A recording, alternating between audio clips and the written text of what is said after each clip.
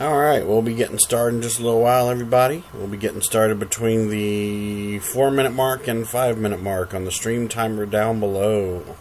So get yourself strapped in. We'll be getting started in just a little while.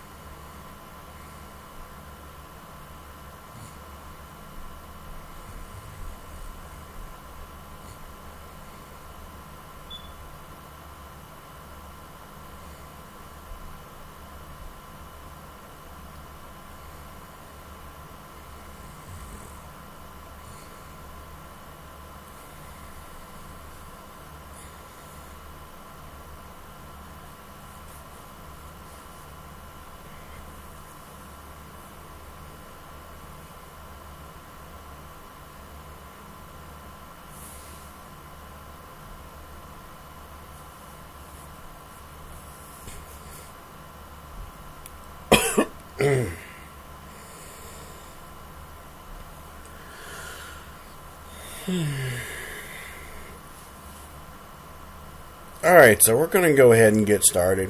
So, hello Internet, your friendly neighborhood gaming machine here. And today, welcome to another installment of Retro Friday. And today on Retro Friday, I decided that for 2022, because it's, the beginning of a new whole, journey for us all, I decided to open things up with Torin's Passage, a game that I grew up with as a child. And I'm known for being 4th place on this game on speedrun.com. And I'm also the moderator of this game on speedrun.com. So yeah. Hello, Mr. Shadowseed. Welcome to the stream. How are you doing today, sir? So today we're going to be doing a playthrough in my type of style of Torin's Passage. This game came out in the mid-90s from Sierra Online Games and Al Lowe, because you can't really separate Sierra Online from Owl Low, because it's just the way things go. And yeah, we're gonna be diving on into this. So everybody, just sit back, get your favorite drinking beverage, get your favorite snacking item. We're gonna go ahead and get started, because the way that I do things is I start from the prelude and I work my way down. And I'm going to do my best not to talk during cutscenes. So if people pop in and everything while I'm live right now, don't feel bad. Just enjoy the show. And I'll get to talking when I start getting to the clicking. But to the people watching this later on, when this gets published on YouTube or as a VOD on Twitch, thank you so much for taking your time out of your day to come and watch me play a game that I grew up with and made me who I am today. So, yeah, let's go ahead and get started. Let's go ahead and start with the prelude. Everybody enjoy.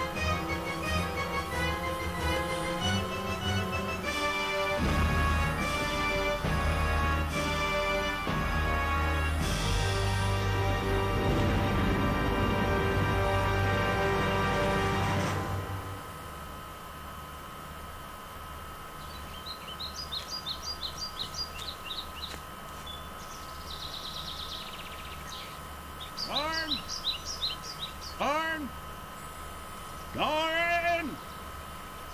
Now, where is he?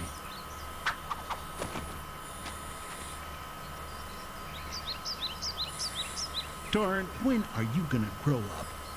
You pick up those tools from town like I told you? I thought I'd do that tomorrow. No, I need them in the morning. You get into town right now.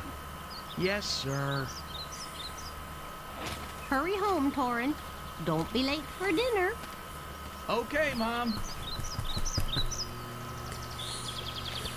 This isn't what I want in life. I should be a hero. Heroes don't run errands. Right, Boogle? Hey, Boogle. Boogle! There's our star of the show. Asleep again?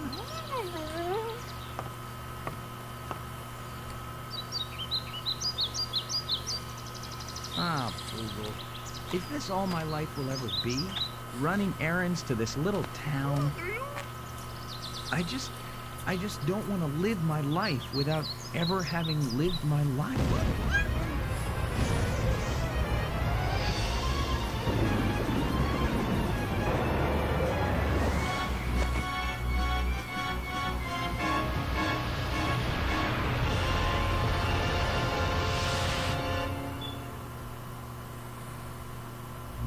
Chapter 1, The Lands Above.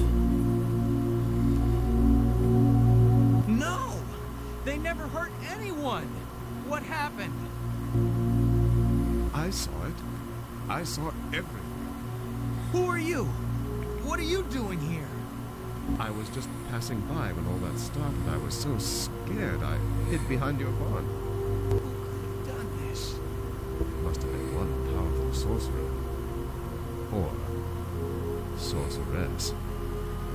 Why? And who around here has such power? No one I know. But once there was such a person. But no. Licentia's been gone for years. Licentia? Who's Licentia? Oh, I don't think it could possibly be her. She was banished to the lands below years ago. The lands below? She must have been evil to be sent there. Yeah. And there's no way you could ever find her down there. I know what I'll do. I'll find this Licentia and force her to release my parents. I'm sure you will. I'm sure you will. That whole intro and everything never gets old to me. Alright, let's pick some berries here. These berries look right. I always love this skyline right here. It's absolutely divine. It's great. Alright, let's head ourselves back home. So, hello to everyone in the chat. I hope you're enjoying the stream so far. Hopefully you had an amazing week. It was long, but I had a good day yesterday. I got to see the new Scream movie. I went to go see that with my stepmother and my 2 nieces. I wish I had a pleader for every time. They had a whole lot of fun. Hey, Boogle. I absolutely love the movie. It's not as good as the first one. But then again, when it comes to, movie series, is, what's really better than the first movie, I might need this empty pouch for something. But, it was awesome. It was awesome. Thought it was rather funny that my stepmom was very squeamish during the movie. I was watching the whole thing, man, with Ghostface. I was loving it. I mean, not everybody is like barren of scared emotions like yours truly. Not much stuff really scares me, though, sadly. Oh, that's interesting. Google didn't get in the bag. That's odd.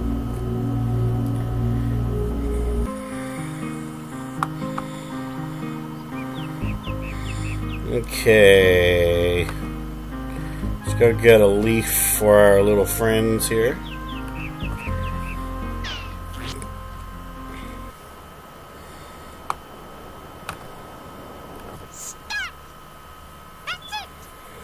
The biggest leaf of all. Oh, nice call. Thanks, Inchy. That's Mr. Worm to you. Hey, come back here. Now, which one is it? Oh, not again. Gotcha. Oops. Ooh, yuck. that, will ya? So, Shadow, how was your day today? And if there's anyone that's lurking that wants to talk, you know, you can tell me about your day as well. Also had a really nice box of nachos at the movie theater as well.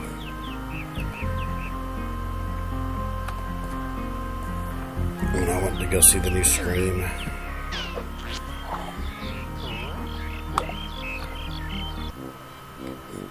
There you go, buddies. Could you two use a larger leaf, maybe? Ooh. Nice texture. Nice structure. Good size. Professional markings. Plenty big. Why not? Okay, it's a deal. Yep, done deal. Well, high five. No thanks. No. You want an I-5, Shadow Seed? But that was nice of you. Yeah, and you know what they say about nice guys. Ah, Slim. Can't you tell he doesn't have a clue? Yeah, I guess you're right.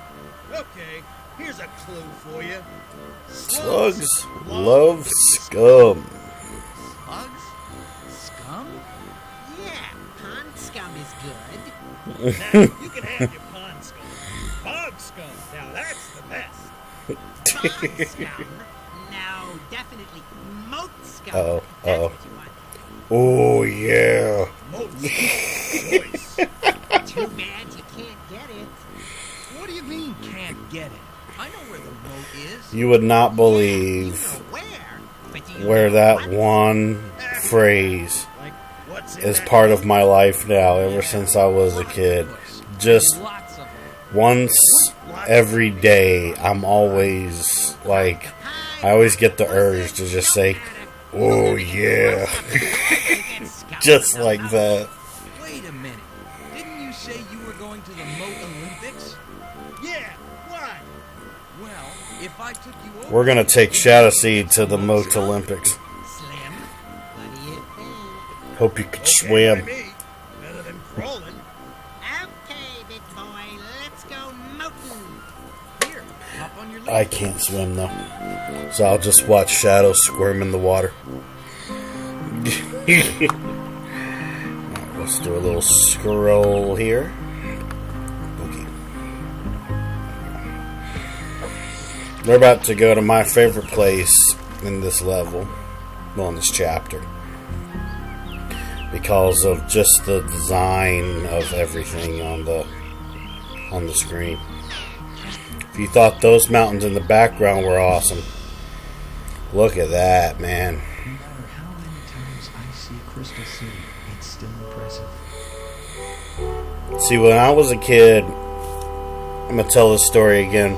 When I was a kid and I saw this whole thing here, this was the time of my life where I was like, games can be art.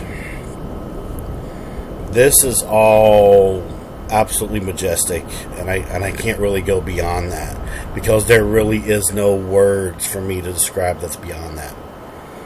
Like, just the way the mountains were drawn and everything. You would not believe that this came out in the mid-90s. It absolutely blows my dang mind. Like, you could even say that the art style in the later Leisure Suit Larry games were good. Which, yeah, they were. They were more in terms of the animated style. But this was a combination of the animated style and actual hand-drawn. It's remarkable. I can't swim, so technically Here we are, boys. there'd be The a site lot of of the floating, next shouting, Moat drowning, and I silence can and win the gold floating. medal. I can't swim either, Shadow. Okay, for such a dry person. Yeah, thanks. And in return, I'll put in a good word for you with some of my croctopus friends. Good word? I don't need good words. I need moat scum. And plenty of... Oh, you do you? And exactly where do you want it? Why, right up here. Probably after my stream, I'll clip that part with the Crystal Mountains that I was talking about there.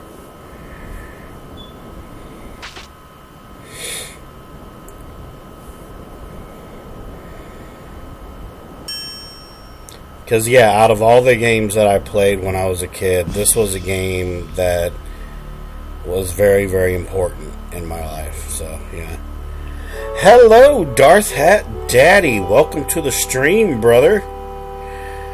Smash your pass? Hit me with it. Give me a smasher pass.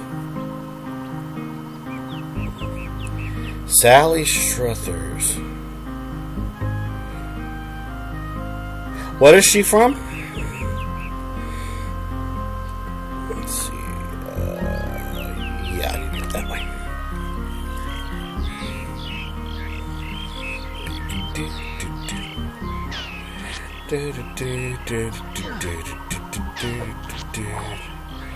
Still trying to warm up my brain too, so forgive me if I ask. I know a lot of Sallys. I know a whole lot of Sallys. Alright, let's go up onto the branch.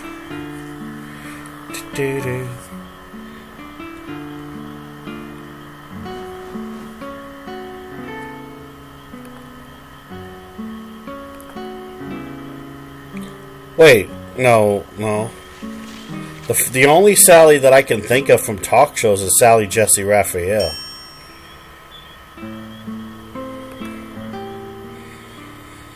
Well, old school talk shows.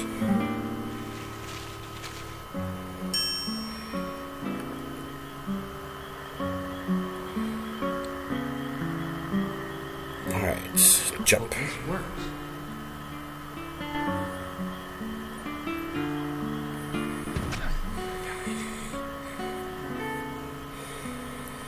Alright, time to do a lot of clicking. Okie dokie.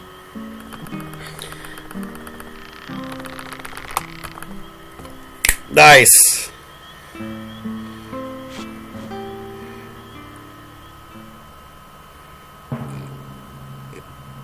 First try. That was awesome. Now, how am I going to get my bag?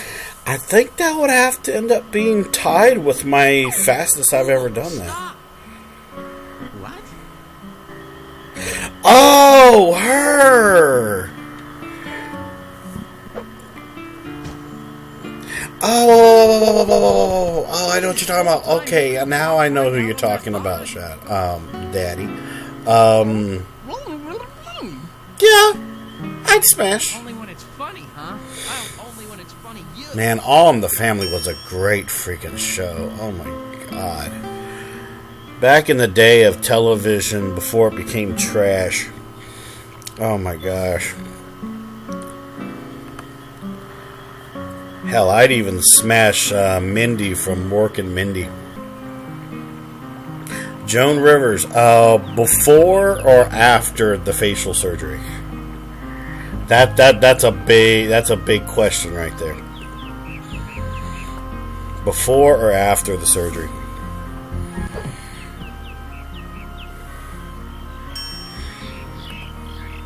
Okay. Eyes bother me. There we go. Okay, berries. Oh wait, I gotta go get slugs. I thought I was forgetting something there. Sluggies. Okay.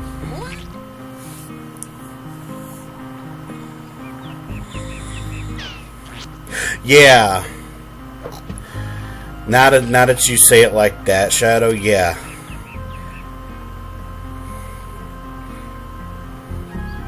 Well, I guess I'll just... It's kind of like the whole thing with Rebecca Romaine Stamos. I always knew her as Rebecca Romaine, but I always completely forgot that she was married to one of my favorite dudes, which was John Stamos. But when it comes to Joan Rivers, I would only smash if it was young Joan Rivers. I'll never catch it. Nothing against her personality. I'm just not really into people that really do a lot of stuff to stay young. Because sometimes the facial surgery doesn't always work. Right over that moat scum? But as a comedian, Joan Rivers is one of my is probably my top 10 favorite comedians. But for smash or pass, I would only smash young Joan Rivers. Thanks, Boogle. Now there is only one woman in my heart that I would smash, no matter if she was young or old, and her name is Betty White, and rest in peace, that beautiful woman. That's a perfect example of a woman that I would totally see myself dating. Because when I used to say that I love weird women, I say it as in, like, I don't like normal people. I like unique people, you know. And Betty White, that's always been one of my few crushes right there. Shadow Seed, smash or pass. All right, hit me with one, Shadow. Also, Hatter, I hope that my answer to your Joan Rivers question was up to your liking, sir. And by the way, welcome to the stream, man. Welcome, welcome, welcome. It's always a blessing to have you here, sir.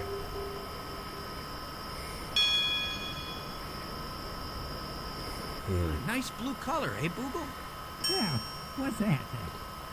Tell me who she's been, what she's been in, Shadow. The name sounds familiar. Where'd you come from? And remember, I can't check my Discord if you send me any pictures. Oh, I wasn't asleep. No, sir. I heard you come through. Well, I wasn't trying to sneak by you. I'm Torin, and I really... I see Hatter becoming Herman right here. Can you help me? The land's below. You one of them? Well, you can't stay up here. You go right back down where you came from. Yep, nobody from down Remember, I there can't see has pictures me, on and Retro you Friday. neither. Oh, no, you misunderstand. I'm not from the lands below. I want to go there. So you do know how Oh, to get there? D20 Thoughts was from your community. He recently followed my channel a couple days ago. Filled with nutsos, malcontents, psychos. Politicians. No, there's no way I'd let you go down there. So you do know. Oh, please help me, sir. I must get to the... But yeah, lands the below. name sounds May I familiar. come inside? Nope, no way. Nobody gets inside this guardhouse except my replacement. I do think it's funny that out of all the people that do Smash or Pass, Shadow Seed is the only one where he gets real complicated with it. Get out of here and don't come back. Oh, Fizz, I love you, bro, but you're hilarious. Let's see. Well, I'll knock on the door. I have friends here watching with too. Well, hello, friends of Darth Hat Daddy. Welcome to my universe I'm of the scattered replacement. stuff. What? You are? Finally, it's about I only saw a few 10 episodes of years Macross. late. Where have you been? Heavy traffic. Huh? Well, whatever. Nah, it's about talk show hosts. Inside here. I'm Oh, man. Okay. I can't remember her fucking last name, but do you remember Jenny from the Jenny Show?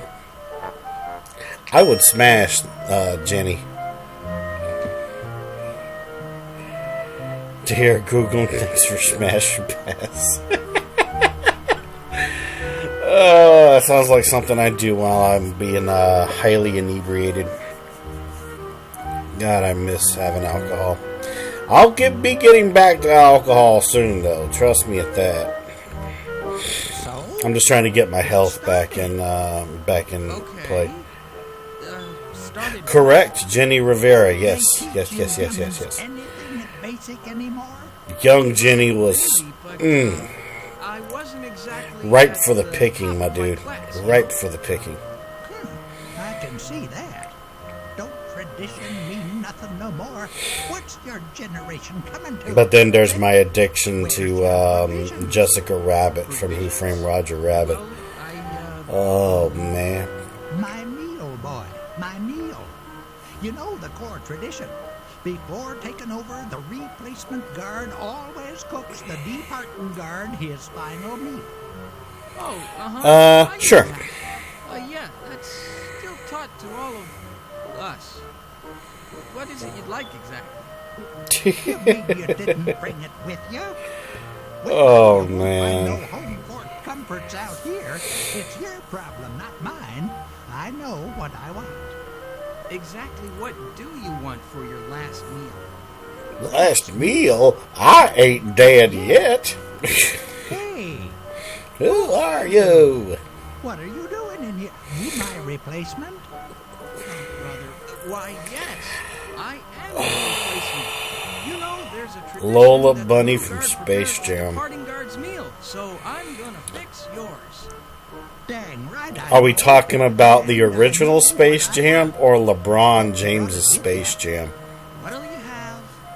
For my appetizer, I want juice. Berry juice. Freshly squeezed. Original. Sure, Berry juice. sure. I'll smash a bunny rabbit. Why not? Why not? Here you are, Herman. Yeah. I brought you some berries. Twig says Jessica Rabbit is her first time. She was like, so I guess I like girls too. Oh yeah, oh yeah. I told you, over there. Cabinet. Ask Twigs if she has ever seen the movie Cool World.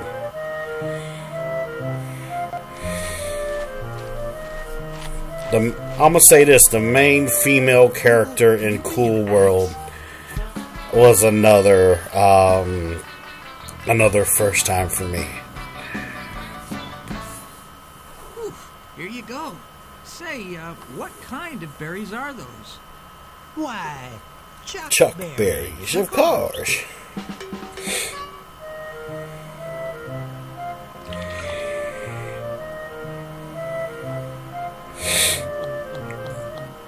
And we drank that fast though. That tastes great. But now I'm getting a little hungry. Oh, brother. It was a very You know what confusing I time. really miss? I'm kind of afraid to hear. Sluggetti and peat balls. Nothing's confusing here. Everything is understandable. Ain't never heard of no such thing as that. Say, you sure you're from around here, boy? No. Oh, Sluggetti gotcha. and peat balls is exactly what I crave. Oh, okay. I'll fix it for you. There was a lot of weird movies that came out back in the day. Slugs and peat balls. What do you think? I'll be sure to round up just enough for one meal. It still boggles my mind that the voice actor that plays Torin later on down the road becomes G-Man from Half-Life. That still boggles my damn mind still to this Here's day, your order, man. sir. Slugs and peat moss, just as you requested. But boy, did I have to go through a lot just to bring these to you. Arnold Schwarzenegger was what made you like guys Just too. walk round that cliff to the deli. You mean, I'm always going to be a straight man. In terms of stuff like that, I'm very stereotypical. Now get over But at the there same and time, you know, all right, but what is it? this my first attempt at cooking such a... I'll always see myself with a female, but that doesn't mean that there's there's not like handsome men in the world and stuff like that. Just my heart and my balls go with a woman. You know? But no. So, for example, what is a man that I consider handsome? Eric Estrada. Eric Estrada from Chips. That's an example of a man that is handsome, and he still is handsome. And he's a very egotistical man, but he has every right to be. Dessert? Latte? Latte. No. I love stop latte. your griping. You can skip the latte. Just bring me some dessert. All right. What'll you have for Oh man, yeah. Why, there's only one thing that'd top spaghetti and meatballs. I'm afraid to ask. Root. Now, let's make sure of something. If I prepare you a root, then will I be done? Bingo! Bright boy. Right, boy. Good old root would be just fine.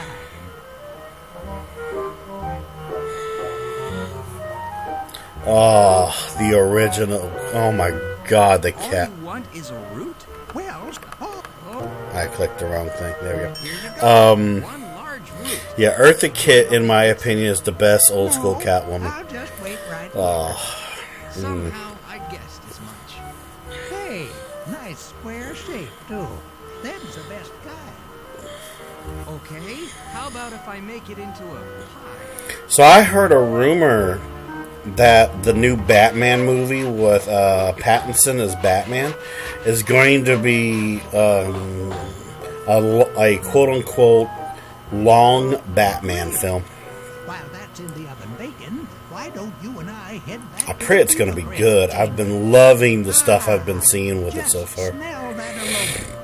You know, there's nothing That is like correct. going She home was one of the first African-American actresses to be in a DC production.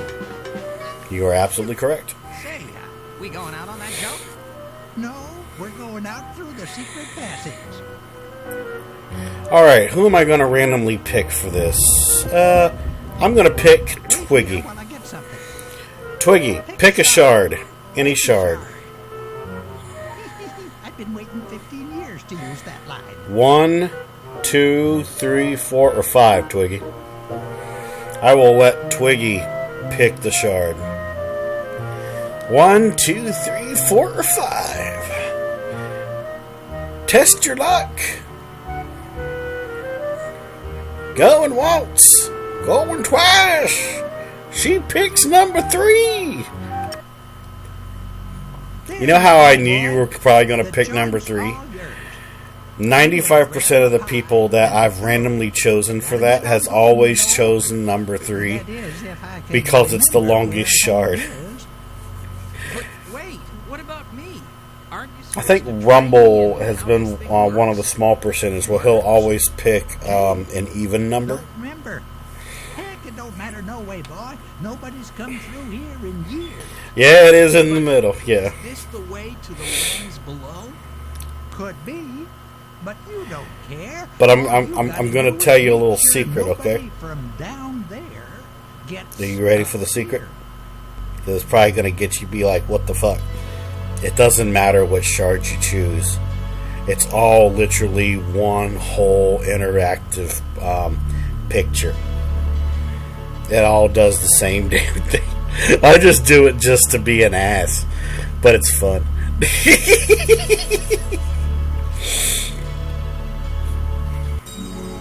Alright, let's do this.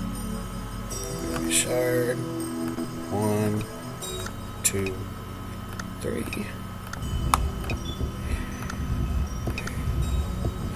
I misclicked that.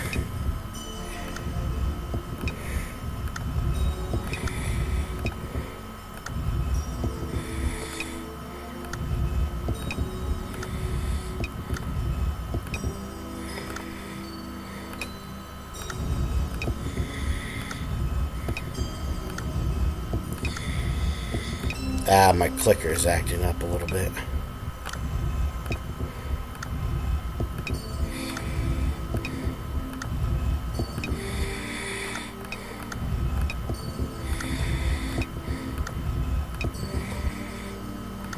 There we go. Alright. Bag. There we go.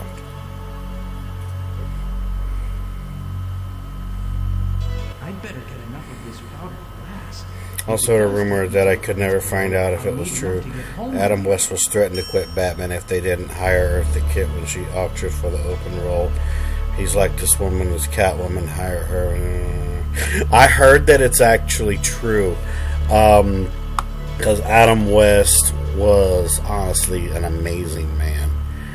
If he felt someone deserved a job, he would fight for them. Alright, let's go to chapter 2.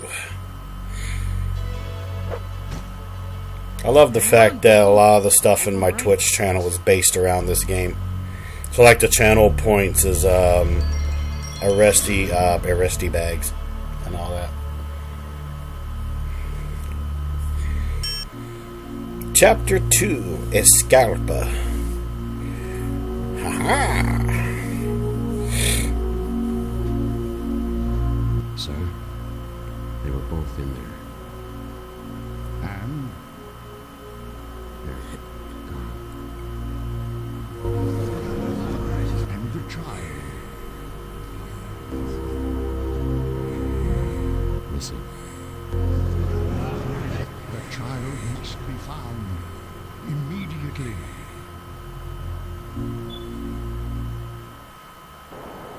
God, I love this game, man. Whoa!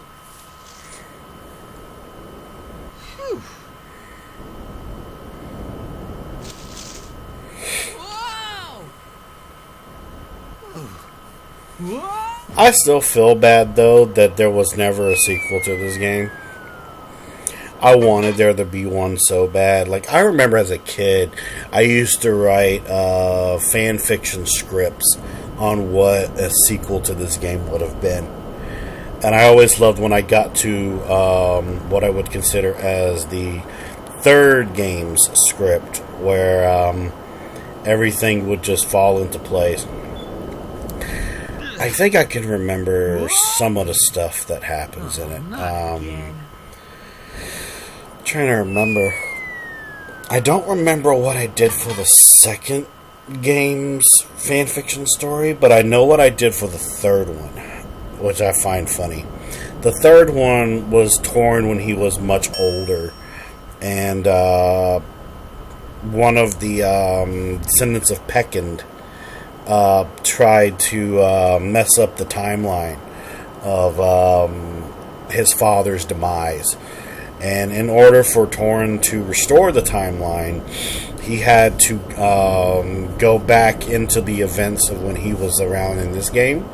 And he had to place certain things in certain places, so it wouldn't affect how Torin would have interacted with certain things along his journey. So, like, for example, in Escarpa, when you get all of the tiles and everything, and I call it the totem head. The totem head talks to you about a guy named Tor the First that basically researched into Phoenix teleportation or whatever. And if you look at the difference of the names, Torin and Tor, you can kind of see why I got into play about all that. So basically, the descendant of Pekind found a way to kill the original Tor the First, which messed up the whole timeline of Torin's upbringing, and that alternate Torin ended up becoming the new Tor the First, and he remade the not remade the timeline, but he fixed the timeline, but ended up sacrificing his own alternate timeline in order to do so. I was a very creative little child. That's how much I love this game. Like, one day I plan on trying to bring back my fictions. I lost them a long time ago, back in the old floppy disk days. Only problem is, though, is in terms of writing it all down, I would much rather dictate it and have somebody write it down while I dictate it, though. Hey, Mom, I guess you could say it's because I'm more of an idealistic type of person versus some people where they're like, oh, I'll write down these ideas and put it all together, you know what I mean? I'm lazy. I'm just not as fully motivated as I used to be. I'm Mrs. Bitternut, and this is what's left of my husband, Mr. Bitternut. And that's Bobby, our son. Yes, I said dictate. So, what's that thing in your Dictator. purse? Dictator. Why, that's my little buddy, Google. How do you become a dictator? You dress yourself as a potato spud and you put a penis on your head. That's dictator. He won't hurt you. He likes people. Yeah? Then he won't fit in here. If he's smart, he'll stay off my furniture. Also, as a kid, I loved the whole bitter nuts thing.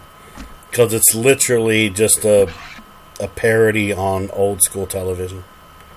Mrs. Bitternut, I was wondering.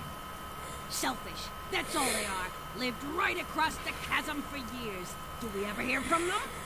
I'm sorry, what? Oh, that king. I guess you could see when it comes to the bitter nuts, it's like a combination of I Love Lucy mixed with Roseanne. He's almost next door. Does he ever invite us over? No.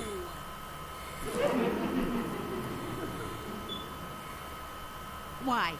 You'd think he was better. Even though I will say I like the remade, well, not remade, the twisted names of the Bitternut family. I'm sure he Like the so-called actors that they portray. Perhaps he's just busy.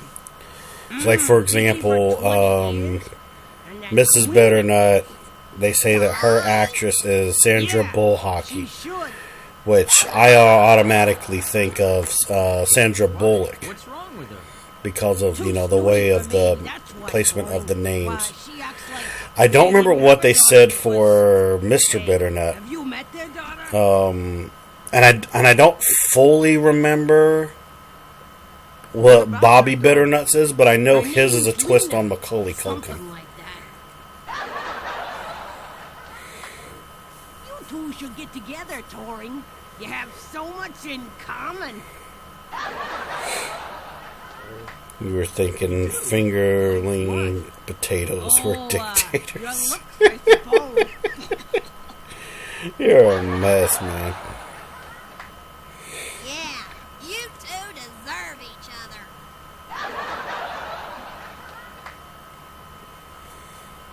How would you describe Lena? Well, let's see. She has a nice personality. So I had to stretch there. She's kind to her parents, I suppose.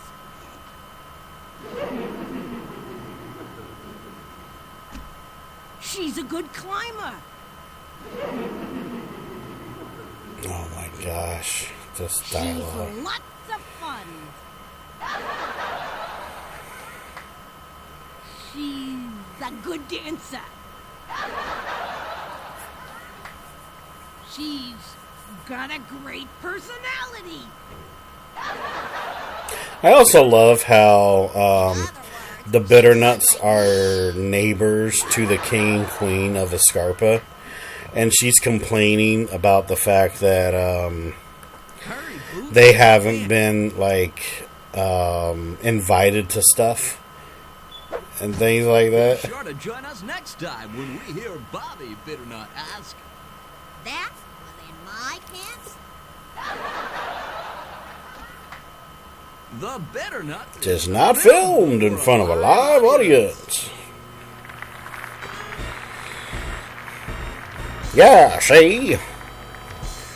We're gonna go on a stroll, see? Alright. Let's go down the stairs. Down the stairs. Down the stairs. Do down the stairs. Do. Alright, while Boogle does that, I will pick this up and then I'll be ready to go that way. Someone left this clothespin just hanging there.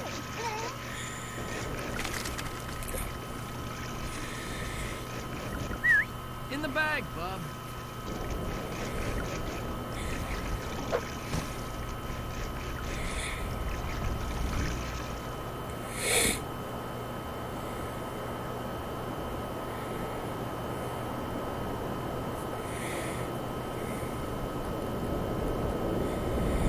I'm just happy that not only do I have 4th place in this game on speedrun.com, but I'm also the moderator of this game now. I never thought I'd ever be the moderator of a game I grew up with as a child on an official website. Oh my god. It still blows my mind how much I've accomplished in my life. This should be called paradise. Maybe it's true, but we call it a scarp. But the real question is, what do we call you? Then again, my goals were always just interesting as a child. My name is Torin of the lands above. I am Rupert, King of Scarp. And this is my lovely wife, Queen Di. Oh, how do you do, ma'am? Alarmed, I'm sure. God, I love Di. That? Such a snooty little... That's nice. Oh, God, this woman here. This woman. Your Majesty, I can see you are a lover of crystals. Yes, that's the only kind he is. What did you say? I said yes, and how kind he is. Thank you. But continue. I humbly offer you. So how's the volume of my voice versus the game? You guys can still hear the game good, right? May I? Yes, of course. Because the way that I usually try to do my specs for playing this game is my voice is louder than the game, but the game can actually still be heard. The connection between the formerly Plus, I love the fact that you can put up the captioning on this too. Therefore, may our two worlds be connected by the peace and understanding that comes from it, like that there. Here, here. Here, here. Bravo. Let's see. Good. What the devil is the boy talking about, Di? What did you say? I said, beats me. I'll consider it. As a kid, I never understood that fucking line. But now, as an adult, I'm like, dude, that's fucking slick, man. Fucking gnarly, dude.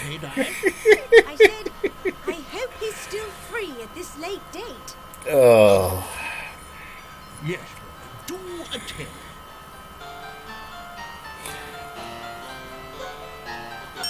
Thank you, Your Majesty. King Rupert, Queen Di, I am here seeking Lycentia, an evil sorceress who may be in this area. Have you heard of her? I haven't heard of any Lycentia. He hasn't heard of anything he can remember. What's that, my queen? I said, if you'd heard a thing, you'd have her dismembered. God damn it, man. That's true. She's not here in Escarpa, young man. Perhaps she's in some other world below us. But you are welcome to stay here. Right, eyes give me a little bit of issues tonight.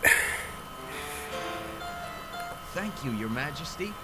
Do you know how to get to the worlds below Escarpa? It seems I recall a connection back when I was a young boy, but lately we've seen no one at all from the other world.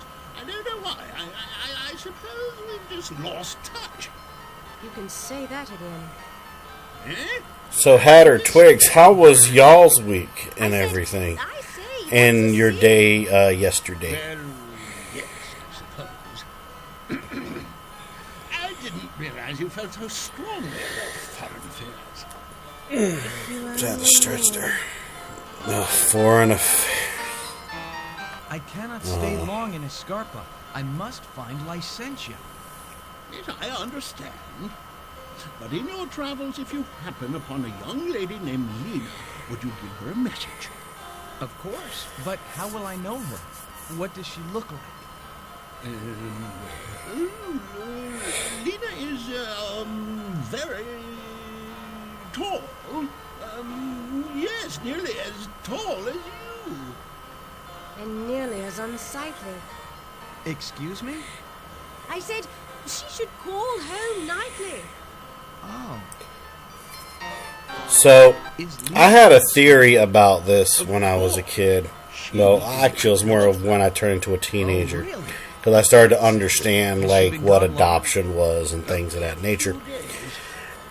I had a theory that Queen Di possibly was pregnant before she became queen with Rupert. So that way, like, that's like the reason why, you know, he considers Lena as his daughter, and but yet she's as tall as Torin and stuff like that, while everybody in Escarpa is short. So basically, in a nutshell, my theory was that Queen Di had a relationship, we'll call it, with the man from the lands above. Then I'm guessing it didn't work out, and you know, she became queen with Rupert, and then, you know, she had the child, grew up as royalty. I think y'all can guess the rest. I built my ass off for tonight's UWN show. It was worth the sleep loss. As long as you try to get some more sleep later on, sure. Oh, I knew they were going to love Hatter's Underground City. I remember when I saw it, man. Oh my gosh. Now, I'm guessing he built the city in, what is it, Custom Worlds or the Build Worlds or whatever?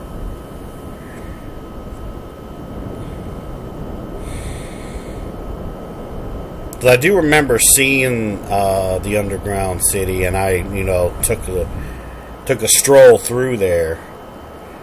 But I never did ask if it was in the regular worlds or if it was in the build worlds. Hey, Vulture, try and catch this.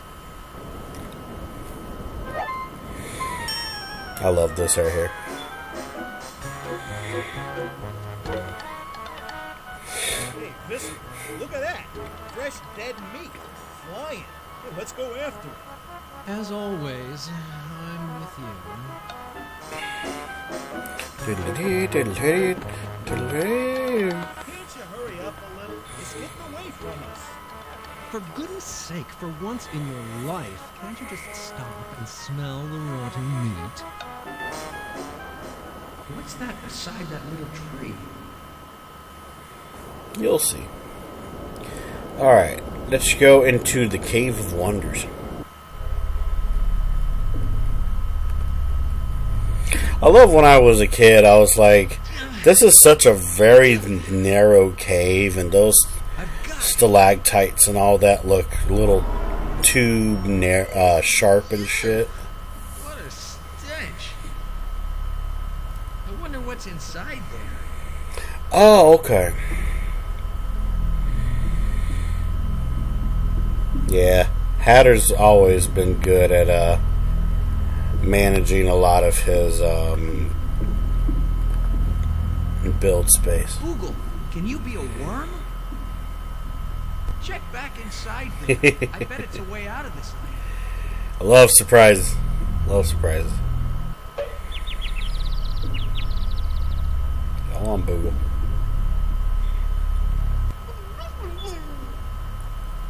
Yeah, I bet it's dark in there. What are we gonna do? I still love how I still have one of my original emotes from this channel.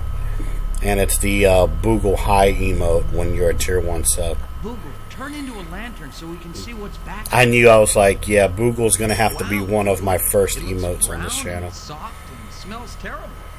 We've just got to have some of that. Yeah, we are going to have some of that.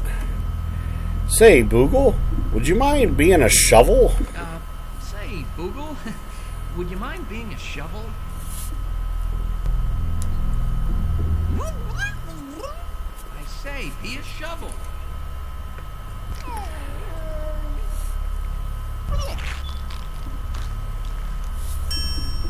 Right, we're going to scroll to the side here.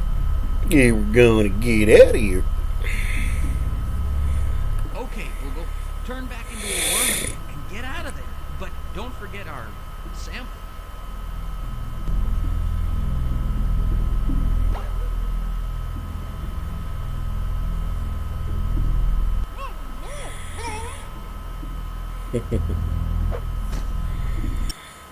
Okie dokie. Here we go.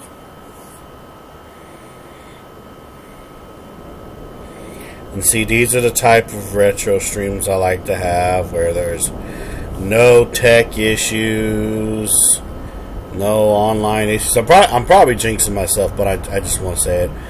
You know, I can just have fun, immerse myself, and make that tree grow, just hang out and talk with chat. And I'm having a blast right now. I also had like I said, I also had a really, really good day yesterday. I got to see the new Scream movie with my stepmom and 2 nieces. It's amazing. Fucking loved it. Talk about a random bad game. Okay, I have one now that you have not heard me talk about. Takeshi's Challenge for the Nintendo Famicom. I own this game, and it was a bitch to get it, too. It was a pain in my ass to get the fucking game. But it's also one of the worst games I've ever played. I owned it even before JonTron, one of my favorite content creators on YouTube, ever did a review on the game. When he did a review on Takeshi's Challenge, I was like, oh my god, someone else that knows about this piece of trash. Because it's got to be up there with one of the hardest games I've ever played. But at the same time, it's a game that I never suggest people to play because you get no satisfaction out of it. Plus, I love the idea that there was a restaurant in that game called Grilled Mormons. And my sadistic sounding self, I'm like, we're grilling lovers of the Bible? Like, what? What? What the hell, man? But, yeah, Takeshi's Challenge. Terrible Famicom game. Password system's terrible. And even if you go to the password screen and you decide you want to beat up the password screen guy, you automatically get a game over. Yes, you can punch the password screen guy and you get a game over. Just the game itself, it's really, really bad. For example, if you get drunk at a bar, you end up at home, and your wife is very angry with you, and you can choose to eat, go to bed, or divorce. And when you do the divorce one, you can choose to, pay alimony or punch. You can literally kill your whole family in this game. And it's a Nintendo title. I'm not kidding. It's terrible. And thank you, Mr. Rumble Roses, for contributing to the community challenges. Thank you very much, sir. Okay, a bad movie. Well, let's see. For you, I know one that's perfect. The Super Mario Brothers movie. Live-action Super Mario Brothers movie. Rest in peace, Bob Hoskins, one of my favorite actors. Before his death, he even regretted doing Super Mario Brothers, the movie. Also, there was a lot of drinking that went on in that movie, too, off screen. You are full of shit, Shadow. Was an excellent piece of cinematic history that will go down in history as one of the greatest movies ever created. Fuck off. Wait, really? Did I? Okay, let me think of another one then. Let me think of another one then. Why are you here? And you're okay, Rumble. Torin. Who are It's you? okay. That's what I'm trying to determine. Let me see.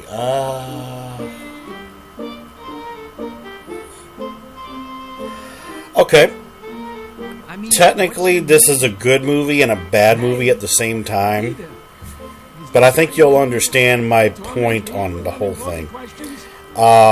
Demolition Man with Sylvester Stallone and Wesley Snipes. In terms of nostalgia, it's a great freaking movie. The plot and a lot of the acting and the plot holes in the movie, it's terrible. So, like, for example, okay, like, what is it?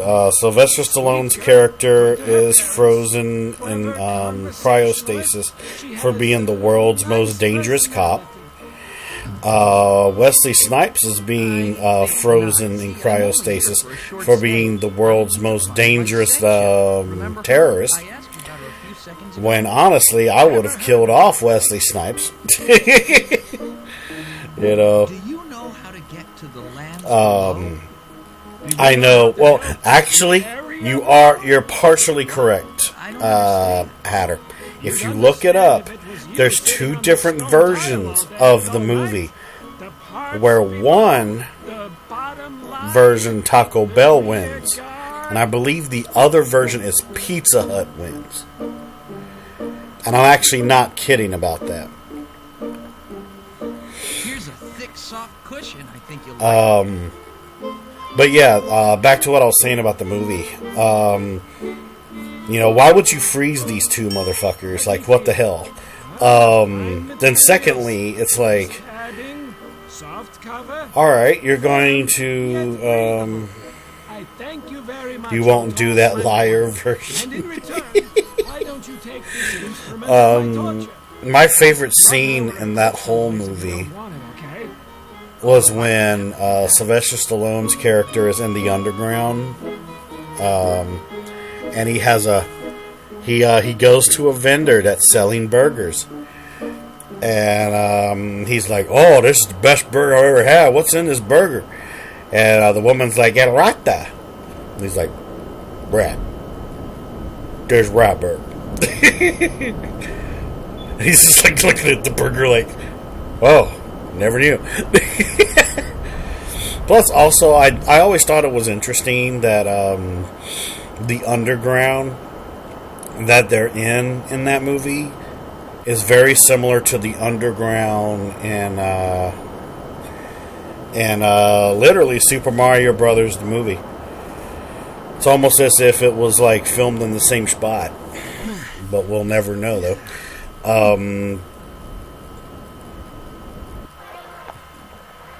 But the one quote-unquote buzzkill in that movie, though, and I think you might even agree, it was a good part, but it was bad at the same time, was Dennis Leary's part in that movie. Like, his one shot of dialogue, you could tell it was improv, but it was so fucking bad, and it was a buzzkill in the fucking movie. Like, oh my fucking god. Like, when it gets to Dennis Leary's part, I'm like, I always fast forward it. Just out of cringe. I'm just like, I don't want to know about political stuff, Dennis Leary. I don't want to know about that shit in the fucking movie. I don't want to know that. But also, Sandra Bullock was freaking hot in that dang movie. That's a woman I would smash. Even to this day, I would smash the hell out of that woman. Let's send you down there as a yo-yo, Google. Oh, dude, Hatter, the three shells, dude. The three shells. How do they work? The three freaking shells, dog. Hanging there. 187 in the shit tickets. Attaboy, Boog. Oh my god. Yes. Oh my God, Rumple's getting into this now. Yes, I do. It was fucking VR sex scenes, dude. I'm like, what the fuck? No, also the part where like every when they get unfrozen out of cryostasis, they're programmed with a random skill that they're good at, and Sylvester Stallone gets knitting as a fucking random skill. Like, I wonder how long it took Sylvester Stallone to know the basics of knitting. Because in case you don't know, there was an old interview back in the day. I'll never forget it. Sylvester Stallone said that he had really bad arthritis in his wrists. So, you know, this was also around the time when he was like doing tons of these really bad movies, Demolition Man being one of them. And I kept thinking to myself, how the hell did he do that shit? How the hell did he do that knitting scene when his wrists are fucked? Like, how did he do that shit? You know?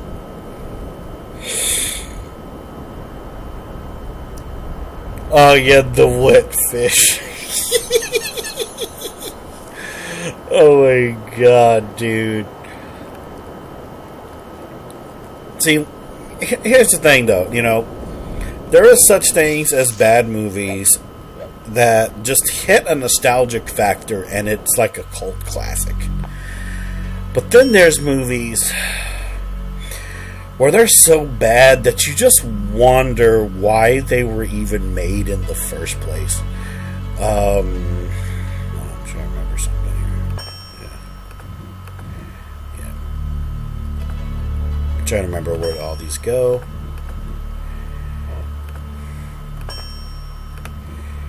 Okay. Yep. Awesome. Awesome. Yeah.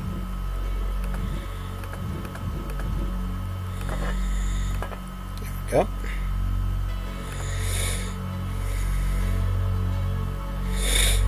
Oh wait, hold on. Let me check one more thing. Yeah, 3 tiles. That's what I was thinking. That's what I was thinking. He already knew how to knit before that scene. I think his grandmother taught him, and he uses it as an exercise to help his wrists. Okay, that could make sense. That could make sense. It's kind of like how when I was in middle school, I kid you not, I was really good at sewing by hand. But now that I have gotten older, a lot of my joints aren't what they used to be. And one time when I was in high school, where I was forced to do physical education, which I fucking hate PE class, I was forced to do basketball as a elective thing to do in PE, and I landed wrong on my hands, and yeah, that kind of did a thing. Let's do the bitter nuts first, because we still gotta get the stuff. We'll do that real quick there. Random retro subject. Okay, let's see. We now return to the bitter nuts. That's something I can pull out of my ass here. Just a minute. Coming. Do I have to do everything around here? Okay. This is only for console games and portable console. One day I'll do PC, but here's a good one for you. This is for everybody, and I'll do it before I click this here. Name a game that came out back in the day for any old school console and portable console. You can either do one answer or you can do two. But you cannot name a PlayStation game. It has to be something before the PlayStation era. But of course, you can go as old as you want. But it has to be a console or a portable console. You can either do one answer or you can do two. That's a good answer. Excuse me. That's a great answer, Hatter. Metal Slug was a good game. My answers, honestly, the original Gen 1 and Gen 2 Pokemon games for Game Boy and Game Boy Color. I thought those were really, really good. They're considered to me as the perfect games in my opinion. But that's just me because I'm a Pokemon guy. In terms of console, probably Super Mario Brothers 3. Super Mario Brothers 3, to me, is a perfect old school game for me. Because I can just play the hell out of that thing. Plus, if you are a follower on the channel, you'll notice that I have two Super Mario Brothers 3 themed emotes, which I think are some of the best things I ever put on this channel. Mrs. B, I just came from King Rupert, and he asked me to give you this. What is it? An invitation to the Royal Ball. Zelda Ocarina of Time. That is one of... okay. Don't crucify me over this, okay?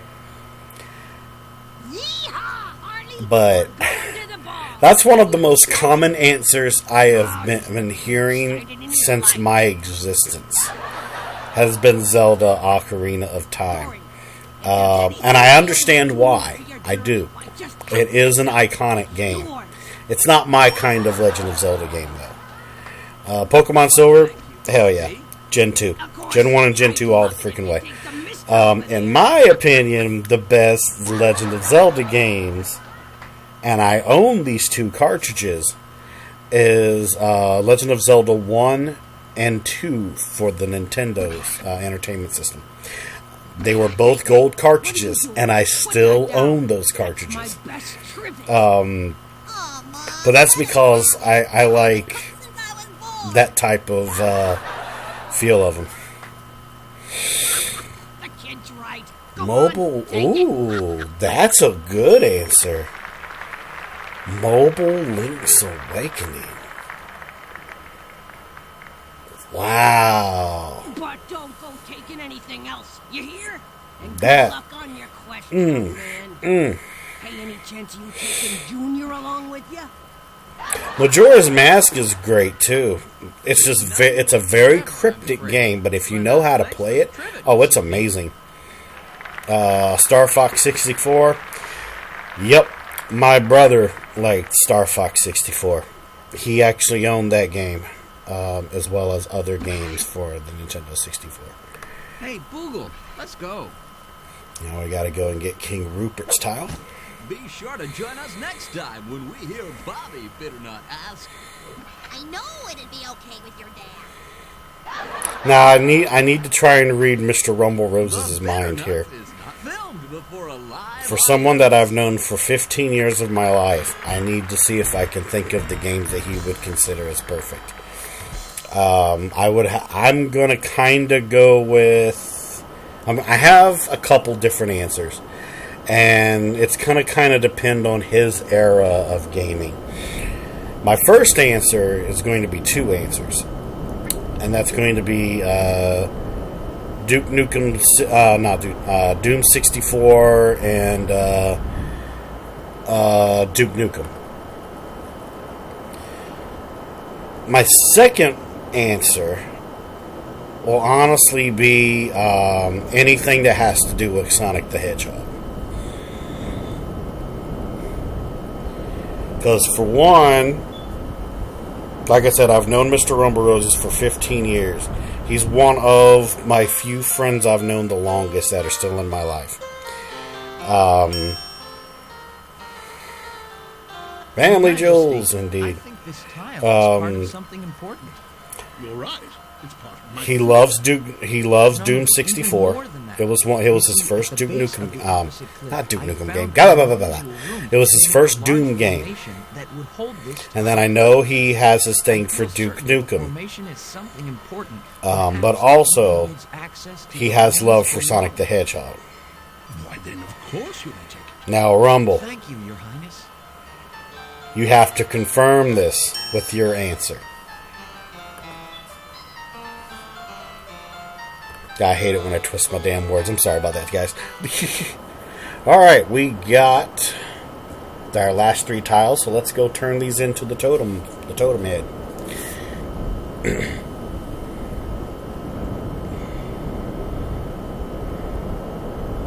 I mean, you ain't really wrong. Yeah. Because, see, you had 2 different eras in your life when it came to gaming. You had your Sonic the Hedgehog stuff, but then you also had your Doom 64 and your Duke Nukem stuff that got you on the map when it came to your YouTube content. Because you started YouTube around the same time that I did. It's just, sadly, I lost my old channel due to haters on YouTube. Man, I remember when we had the 5-star rating system on YouTube, but then they got rid of that shit, and they decided to be like, oh, we're going to add likes and dislikes to the algorithm, and I'm like, fuck off. Keep the damn 5-star rating system in the comment section. That was the best freaking thing about YouTube, man.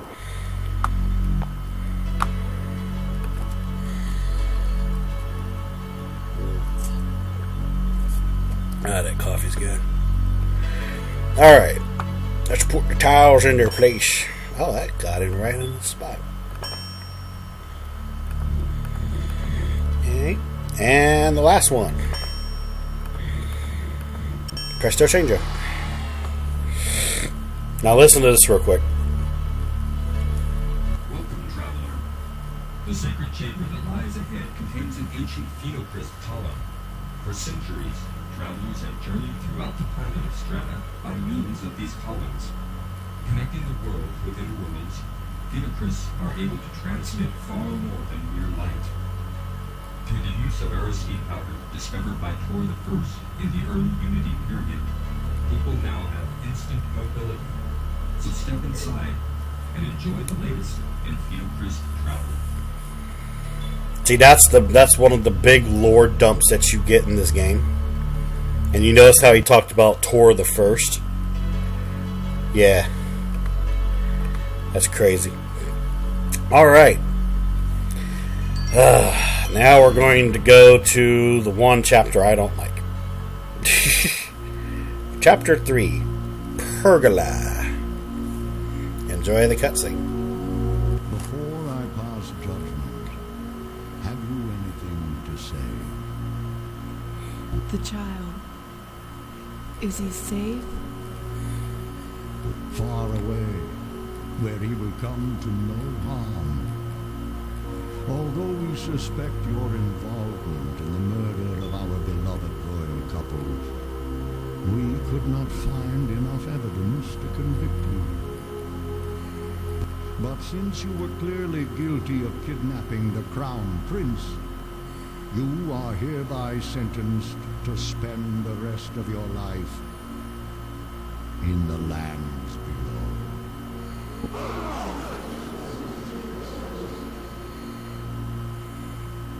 I therefore order an ostracizing collar be fabricated for you and placed around your neck, never to be removed. And should you ever attempt to return to the lands above, the collar will tighten until it chokes you to death.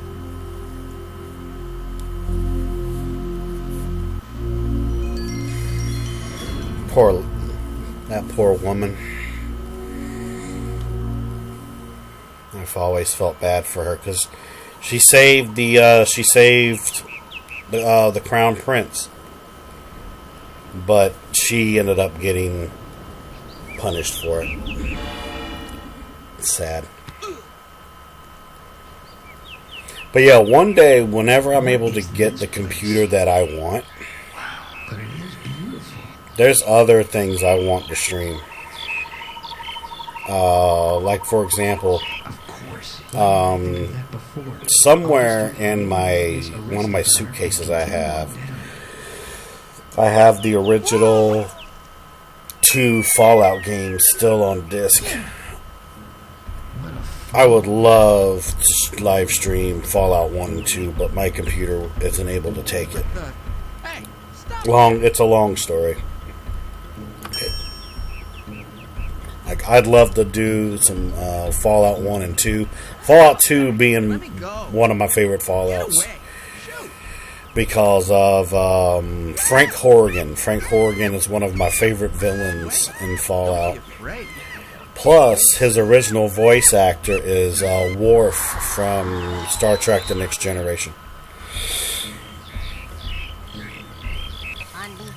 This whole part here is a tribute to Gulliver's Travels. That's all right. If you've never seen Gulliver's Travels, basically in a nutshell, it's a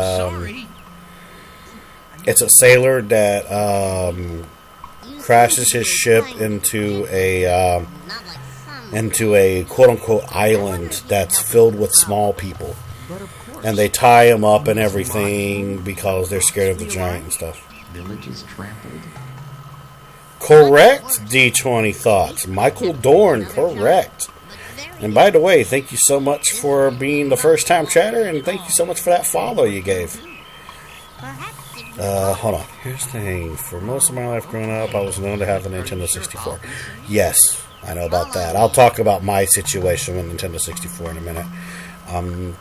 Let's play games like Mario 64, Doom, and even Star Fox. To name a few. Got into Duke Nukem because of my dad. Yes, when he liked gaming at the time, he got you into Duke 3D. I remember that. Your dad's a creative guy.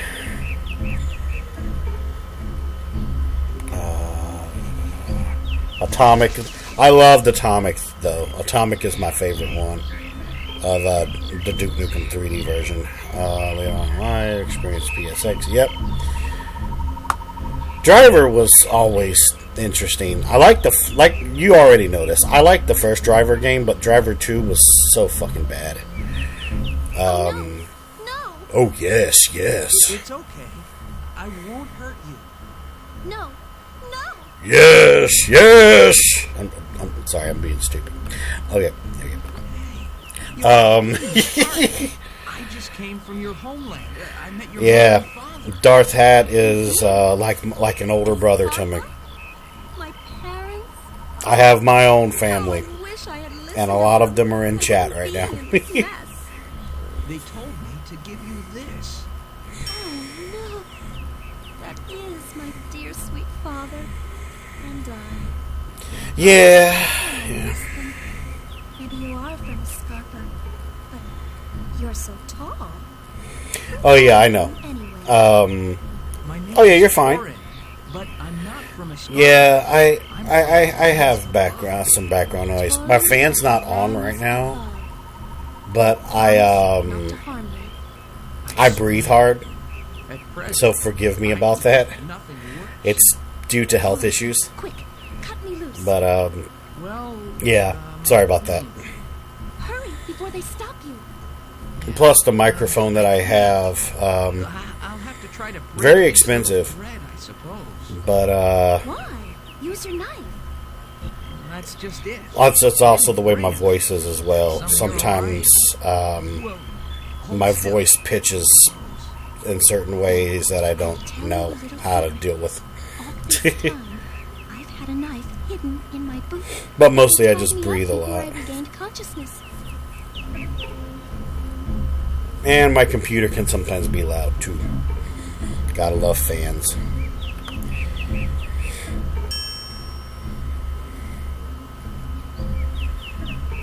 I don't know what noise gate is actually. Plus, also, I don't use stuff like OBS and things like that. I don't think it's user-friendly.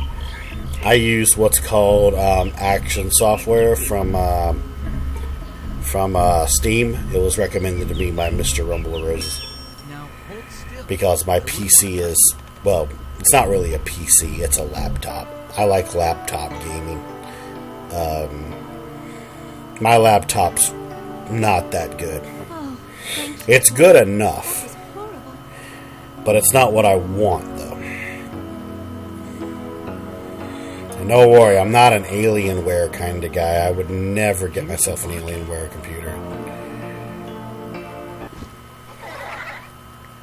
Boogie! Yeah, Boogie. Oh, Boogle. Here, let me help you. Excuse me. Oh, wait. Look at your arms. You're bleeding. What? Oh, I'm okay. I dropped a long ways through the trees before I landed on this soft loam. I must have, caught some branches on the way down. It's nothing.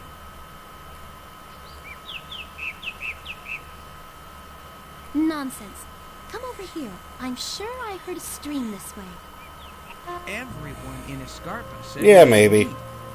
I've just never liked OBS. I'm a very stubborn 33-year-old man with the mind of about a 50-year-old. No, it's not the same artist, actually. Dragon's Lair is a Don Bluth game. This is from Sierra Online, mid-90s, which I do love Dragon's Lair. Oh, God, I love Don Bluth, man. Oh, my gosh. A little bit more, yeah, emulation has often helped me experience more games, yep. Sonic games, and even and Mario, yep. I remember some of the torment I put you through with my Super Mario Brothers 3 randomizers I made. Also known as the Big Tony Challenge, man. But yeah, Dragon's Lair is a Don Bluth game. I love Don Bluth. I really wish that Don Bluth was able to make an animated Dragon's Lair movie. Always wanted one. We've got to leave immediately. We have to begin our search for a phoenix. I have played the old Star Trek series, actually. It's hit or miss for me. What? I can't believe it. Does it work? Yeah, I've always been a fan of Owlo in terms of Sierra Online. Somehow I could have guessed that. Let's go, Lena. Alright, concentration time. I gotta do stuff with the ostiaries. And if you are a follower, I do have my own version of an ostiary as a hello emote for people that can only use it on my channel. Attention, everyone. This is Torin and his friend Lena. Please give him your attention. Ostiaries. They're all yours. But what do I do? Alright, let's see how I'm gonna do this here. That's the problem. No one knows. The Phoenocrest hasn't been used in generations. And there's my ostiary. Legend has it that when the ostiaries find perfect harmony, the worlds will open unto them. But even when wearing these ancient sacred robes, they cannot find the way themselves. Can you help them? Oh, boy. Step in the center. You step into the center. Take his place. Take his place. Alright, we need to line up these guys. Alright, they're lined up. Okay. Here. Put you there. Okay. We got all the yellows in a row. Switch you two.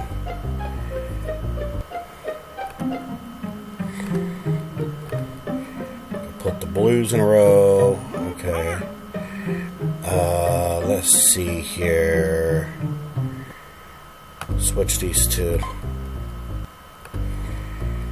Okay. Got the... What are you doing? Watch it, please. Go over there. Oh, come on. Quit being an ass. Watch it, please. The game got bugged. Come on, really? That is so weird. Okay. Found the game bug there. There we go. I fixed it. Okay. Got the greens in a row. Alright, switch these two. There we go.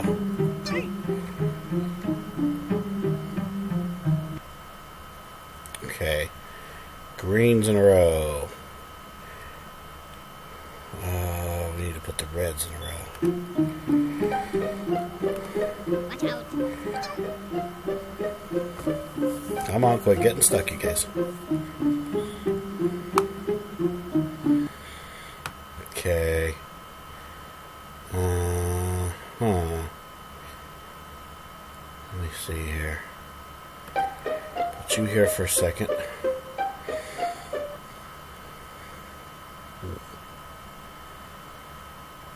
No, I need to keep that one there. Watch out. Y'all quit getting stuck. Okay. I need to put the reds in a row here. So, switch these two. Okay. Alright, so the reds are in a row. No, I need to switch these two. Actually, I think that might do it.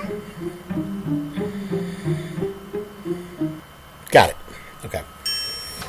That was some interesting RNG because of their placements all automatically. Okay.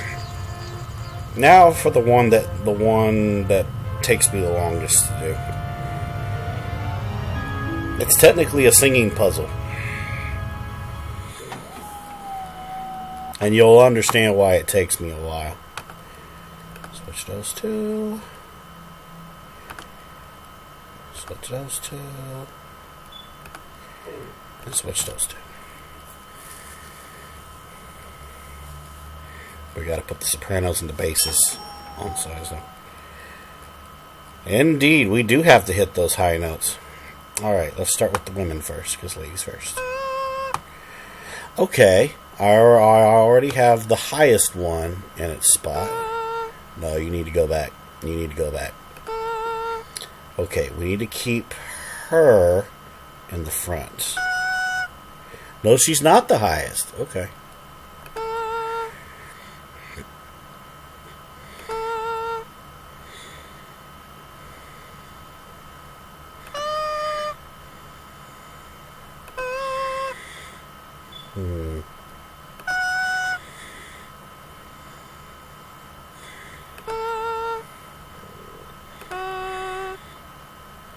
Actually, there's an alternative way that you can do this, where you don't really need to listen to all the singing and stuff.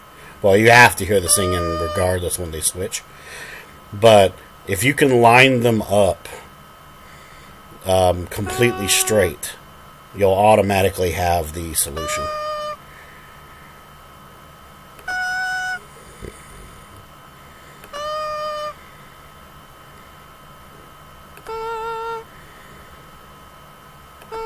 But yeah, you can kind of see why this puzzle takes me the longest to do. Okay, I have them in a row.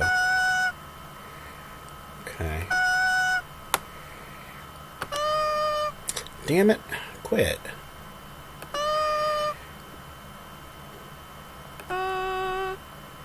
See? I got it.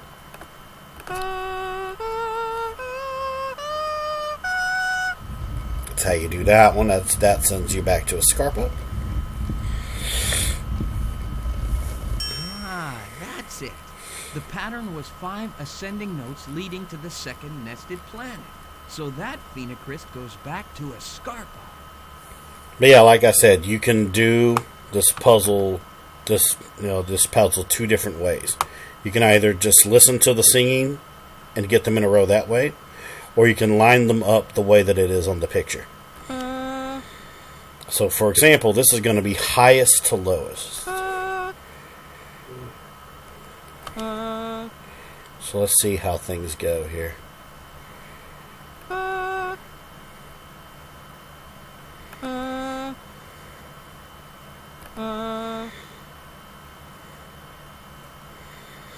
Oh man, the Lemmings games. Oh my god, it's been a while since I heard those before.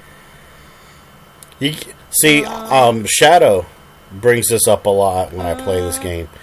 The graphics on this game were way before its time. Because this is something that came out in the mid-90s. Versus games now where it's like, you know. It's something. Games these days can be hit or miss.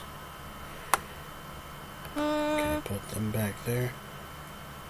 Yeah, I heard about the mobile version. Yeah. Alright, I got it. Presto, change over. Yay! We're going to be going to my favorite chapter here in a minute. His name is Shadow Seed. He's one of my mods. Oh, Torin, I knew you could do it. You did? But now what? Oh, this part I know. Stand over here. I'll throw enough. Yeah, he's technically a VTuber as well. But I know a lot of VTubers. Shadow Seed's slowly getting back into live streaming. He's a shape-shifting black cat. But he's also one of my best mods. Save enough powder for a trip to Escarpa. Oh, it's okay. Perfectly fine. Soon, Lena. Somehow. Goodbye, Torin. And goodbye, Google. Thank you so much. I appreciate that.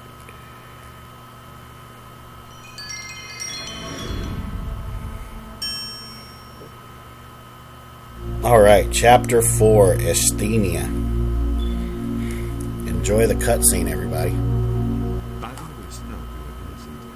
Kurtzwell needed a scapegoat. All these years away from your home, your family, your friends, you must be so bitter. Perhaps I've learned to use the darkness to get what I want. I've heard you've become quite a powerful sorceress. Oh. But not quite powerful enough to overcome the magic of that collar. Not yet, but perhaps soon. And when I do, I promise revenge. But what if you could return sooner? What? Ha! The collar will not be denied. I could release it for you. Oh, Peccant. You know its spell can only be broken by royalty. And no matter how much you scheme, you'll never be king as long as the boy lives. Yes, think I sent you. Who sealed the collar? Kurtzwell. That... Wait. Are you suggesting you could become Arch Authority? Let's just say if you'll do a small favor for me, I'll do a large favor for you. And just what would that small favor be? Nothing much, just a little magic spell. Alright. But yeah, this is my favorite level in this game. And I think you'll probably be able to put 2 and 2 on it as to why. I'm getting better at this. And I'll explain a little bit of it right now while I do this. When I was a kid, this was a level I was stuck on for days when I was first playing this. But after playing this level so much, it became one of my favorites. Smells like ammonia.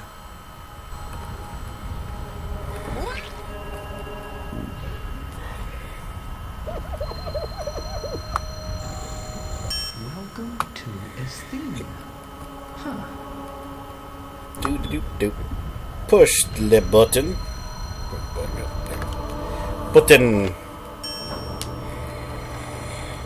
Alright. Y'all ready to see why I like this level?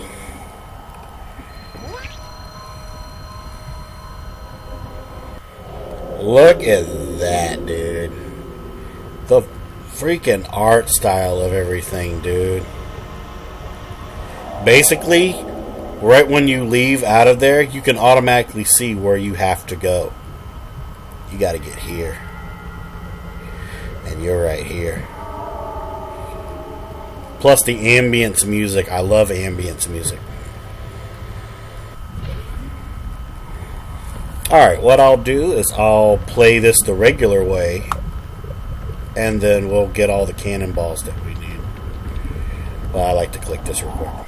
It's nice to see a military-industrial complex with a sense of humor. Of course, I mean, that's why there's no one left around. Yeah, I'll play it regularly the first time. So you guys can see how it works.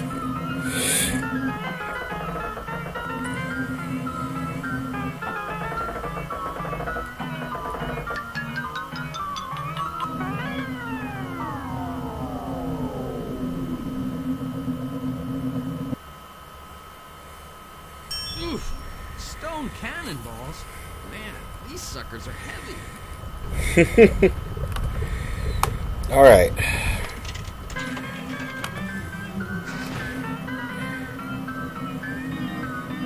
We're gonna need 4.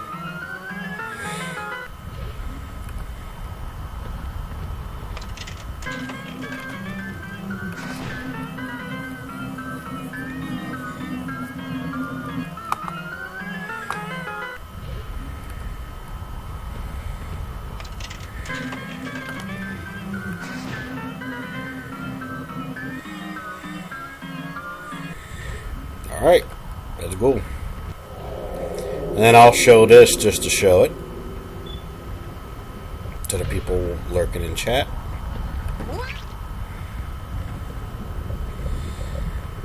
What could that possibly mean? Well, we're about to find out.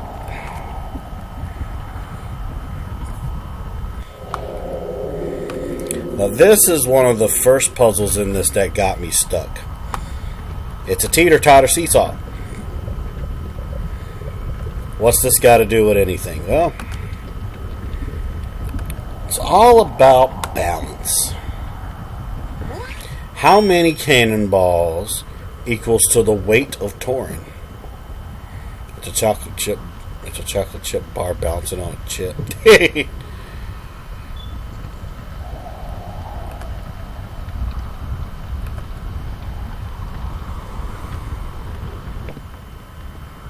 Oh, welcome, Ash Ketchum.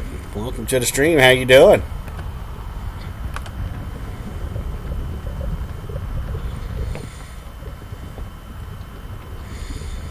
And how to know if you got enough cannonballs is when one of them will be sticking up. You notice that sticking up right there. Watch this. Doing very well, thank you.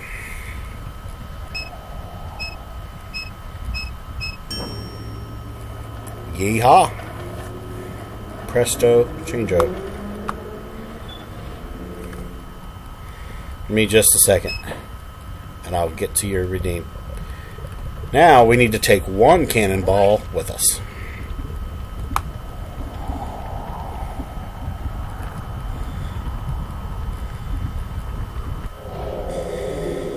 I like showing off this part. We got ourselves a catapult, also known as a trebuchet. Need to crank this thing, though. So, the object of this is that you need to catapult yourself all the way to the other side. Okay? So, the thing is, you're too light right now. So, if you were to catapult yourself over there, you would go too far and you'd fall into the lava. If you were to get 2 cannonballs or more, you would be too heavy and you would fall in the lava right here. You only need 1 cannonball. You need to jump into the catapult. Hey, Boogle, let's go. And because you cannot reach the lever from the inside of the catapult, you gotta cut the rope in the bottom of the catapult. Like so.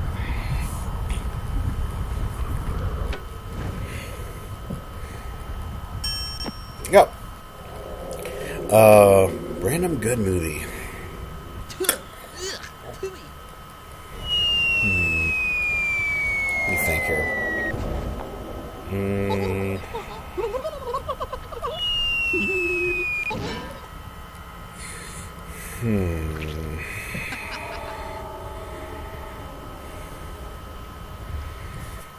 Alright, now for another favorite part of mine. This giant maze. Okay, and while I do the maze, I'll do your redeem, Shadow. Alright, so, random good movie. I honestly want to talk about Blade Runner. Blade Runner, which is starring Harrison Ford, young Harrison Ford to be exact, based off of a favorite book of mine,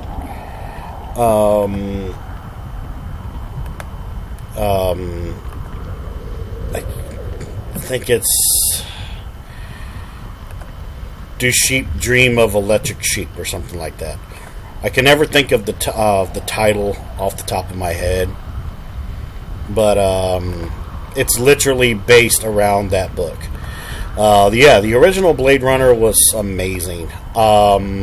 I am actually probably one of the few people that actually really loved the sequel as well. I love the sequel to Blade Runner. But nothing beats the original movie. There was a couple different cuts of the movie, actually. There was the rare theatrical cut, there was the director's cut, and then there was the final cut. Basically, the theatrical cut had all the scenes intact, and it had a voiceover of certain scenes in the movie provided by Harrison Ford. It was to give off the impression that it was a futuristic detective noir type of movie. After the theatrical cut, which I own the theatrical cut because it's my favorite, after the theatrical cut was the regular cut. The regular cut took out the voiceovers and deleted some certain scenes in the movie that Ridley Scott thought were mostly filler.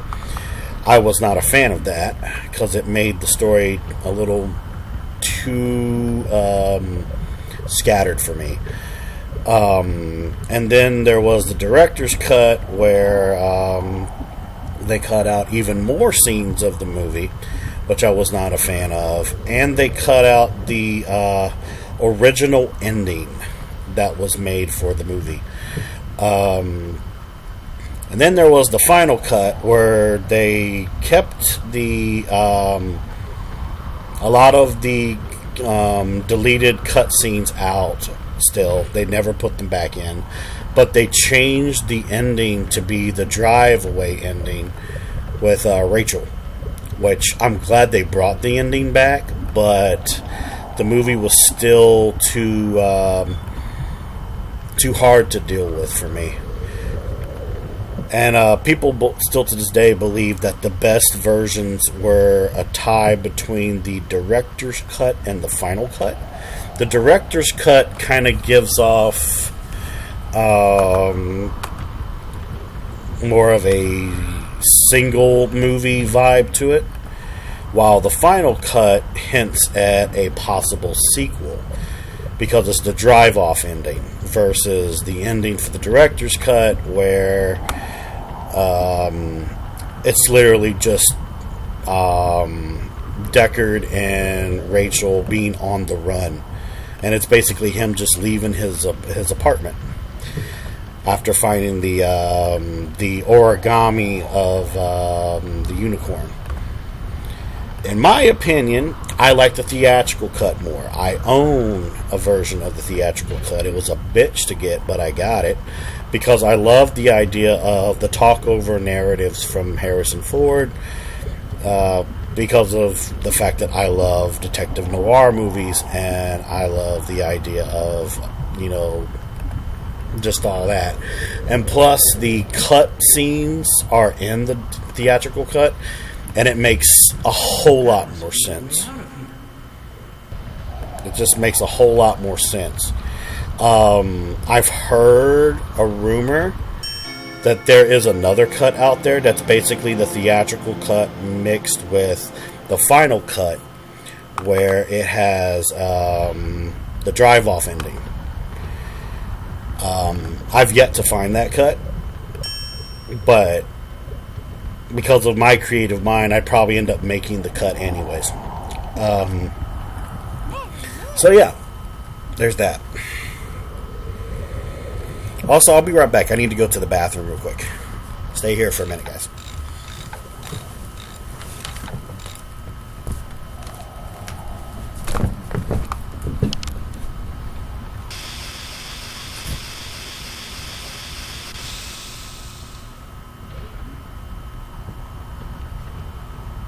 Yes.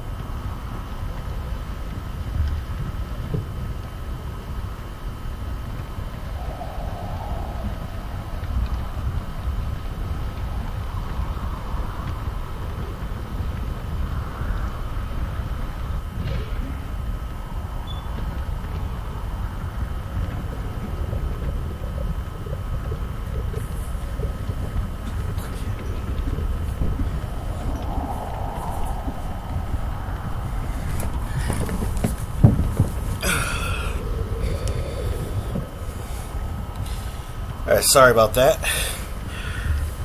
Coffee was going right through me there. Okay, let's go ahead and do our maze. Alright, so first, we need to go this way. But yeah, back to the whole Blade Runner thing. I do like the sequel. There was a lot of people that didn't like the sequel. But a funny story about Blade Runner was my stepdad, which I consider the best dad in the freaking world. He introduced me to Blade Runner when I was a teenager. And when the sequel came out, I told him, hey, we need to go see this. And he's like, alright. And even though he's usually used to paying for everything when we go to the movies, I told him, hey, you get the tickets, I'll buy the snacks. He's like, alright, kiddo. And we absolutely loved the sequel. The sequel made a whole lot of sense. I loved the fact that a lot of the creative for the movie was down to whatever pathway they wanted to take with it. And they still chose for it to be, obscure, just like the first movie. So that's why we enjoyed that. Little bit of a spoiler. There is a part where Deckard is in the movie, and this was my dad's favorite part. Was where Jared Leto's character in the movie, which, by the way, Jared Leto did a fantastic job in this movie. He brought out a clone replicant of Rachel to help interrogate him on information that only he knew. And it didn't work. And Deckard almost broke, but then he came back to reality on the situation. And he was like, her eye color was wrong. And Jared Leto ended up destroying that clone of Rachel, which made me really sad when that happened. But it just goes to show that even the smallest details of a person, if they're changed, it's not the same person, because Deckard was in love with Rachel, like, immensely. And still, it makes you wonder, like, still even after that sequel, was Deckard a replicant or was he a real human? They still don't dive into that, which I loved that they didn't. That they kept with the same feel. Well, you know, a lot of the reviews were like, "Oh, the movie was boring. Oh, the acting was blah blah blah blah blah. The story was blah blah blah blah blah." And I'm like, okay, here's the thing where you guys need to shut the hell up and understand that, you know, this isn't just a movie that's telling a different story. It's telling a whole story, if that makes any sense whatsoever. It's kind of like how people don't like the new Matrix movie, and don't worry, I'm not going to spoil it for anybody, but I liked it. You'll notice when you look at the reviews, even the non-spoiler reviews, that a lot of people did not like the movie. But it's because they treated the movie as what it's not supposed to be. The new Matrix movie is part of still one whole story that's going on, with a mixture of its own story in the background. Okay? See, what some people have issues with when it comes to watching movies like The Matrix and Blade Runner and stuff like that is they try to treat it as its own movie, which is good. It is good to treat a movie as its own movie, but you got to also keep in mind that you have to kind of alter your mindset if it's a sequel, especially in a sequel trilogy, that, yes, it's telling its own story, but it's also part of a bigger story because it's a sequel, you know, and I felt that a lot of people didn't really treat it as that when it came to the Matrix, the new Matrix movie. It had its issues here and there, I'll admit that. Not all the Matrix movies were perfect, of course. You know, I always consider Matrix Revolutions as the Wachowskis trying to make a live-action anime. Because that's what the third Matrix movie felt like. It felt like a live-action anime. While the first two, you could tell they were linked together. I mean, of course, the third one was linked together as well, but it was a different type of style, different type of formula. But it was still part of the Matrix. If you do want to get a feel of like the full story of the Matrix, of course you got to watch the first three movies, and you have to watch Animatrix as well because it has filler stories that made sense in the whole timeline itself. And of course, the Matrix movies are considered what's called woke movies, where you like got to dive deep into that lore and everything, and not everything is revealed to you. You just kind of gotta look between the lines. When it comes to the new Matrix movie, for example, it answers questions that you wouldn't have even thought of as questions in the other movies. And now, me being a perceptive person, I was like, oh, that's why that happened in that one movie, or that's why that decision was made in this one, you know? If that makes any sense to anybody in chat. Alright, time to do this puzzle.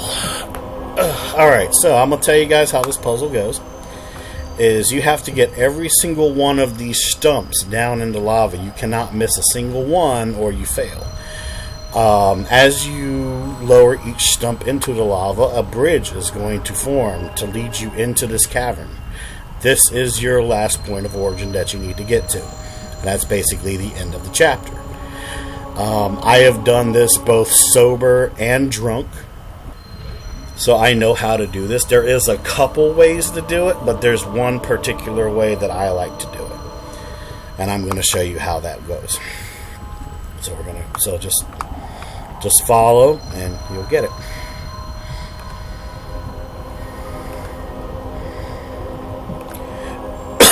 So I'm doing auto scroll there.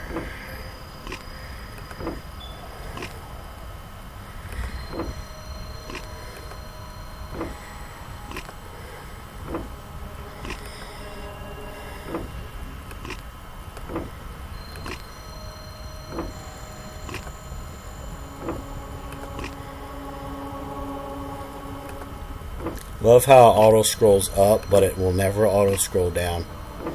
It slows you down.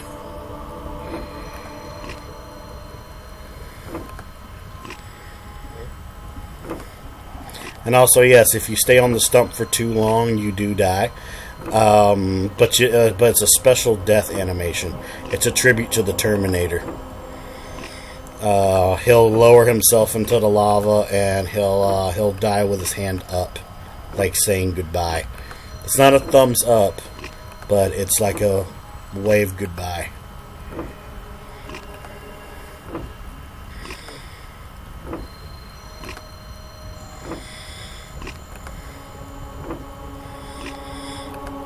Presto changeo.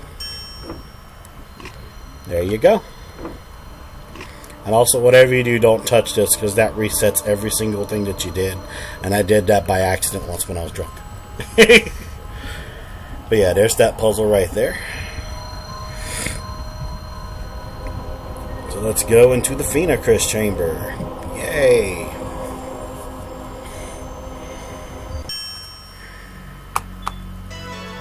Alright, time for this one here.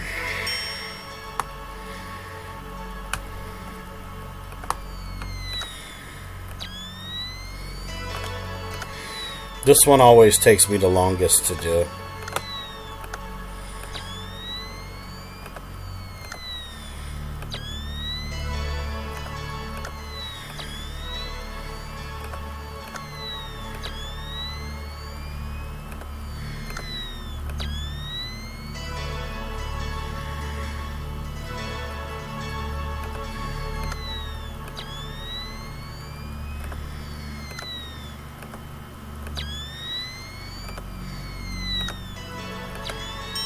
Got it.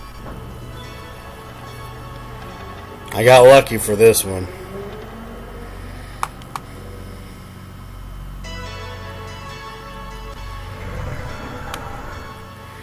Alright, time for the final chapter.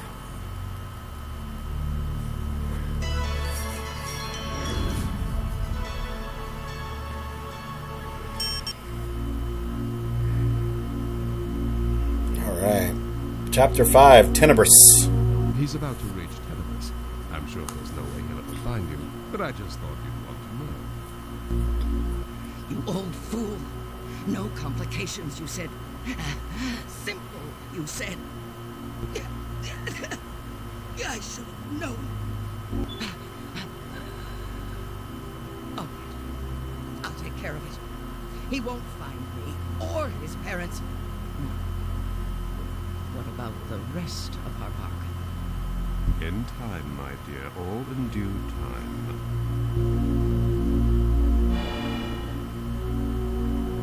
Dreep!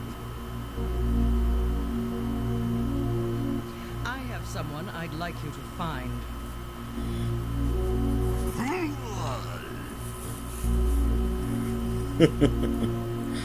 Also, I just thought of what the book is called that Blade Runner is based on. It's called Do Androids Dream of Electric Sheep? That's what it's called. It literally just came to me. Breaking the fourth wall time now. The Boogle Nurse.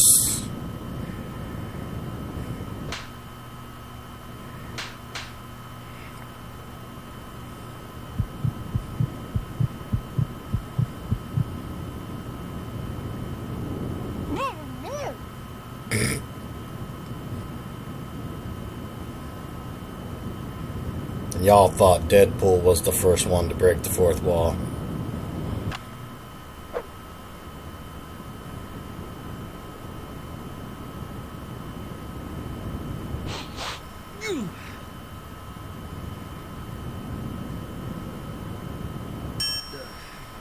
Thanks, Boog.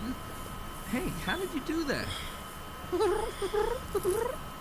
Hey, Boogle, let's go. So to new people in the chat, what are you thinking about the game so far?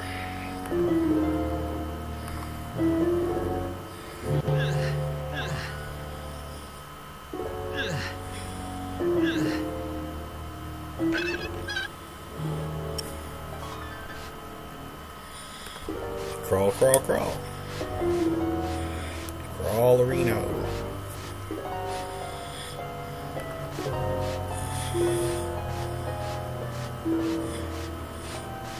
Oops.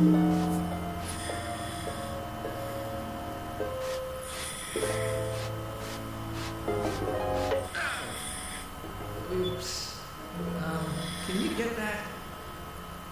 Thank you.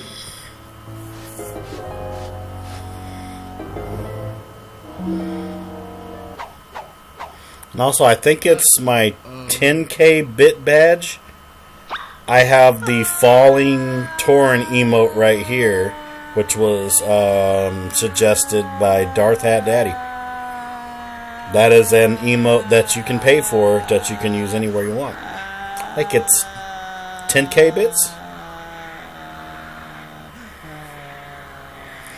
You can actually check what all my emotes are by scrolling down under my stream. I actually have all of my emotes there for people to see, so they know what they would pay for if they ever wanted to subscribe or, you know, give bits or whatever.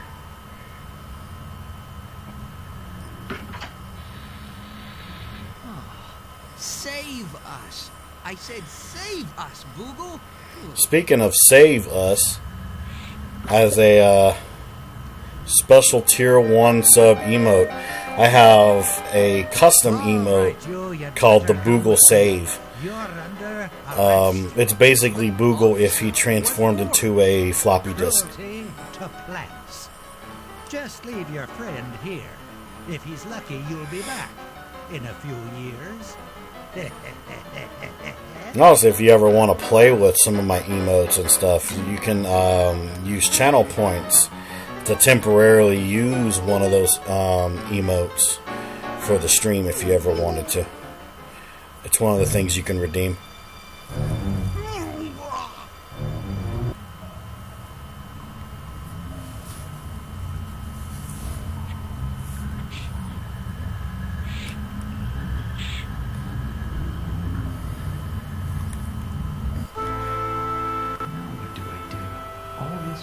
Just to be arrested. Where's Mom and Dad? Will I ever find them? And Boo, I hope he's okay. Boogle, is that you?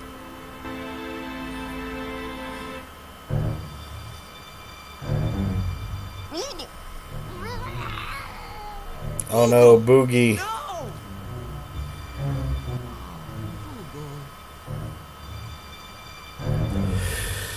Excuse me. Come on, boy. It's time. Do you have anything to say before I pass judgment, young man? Well, no, sir, not really.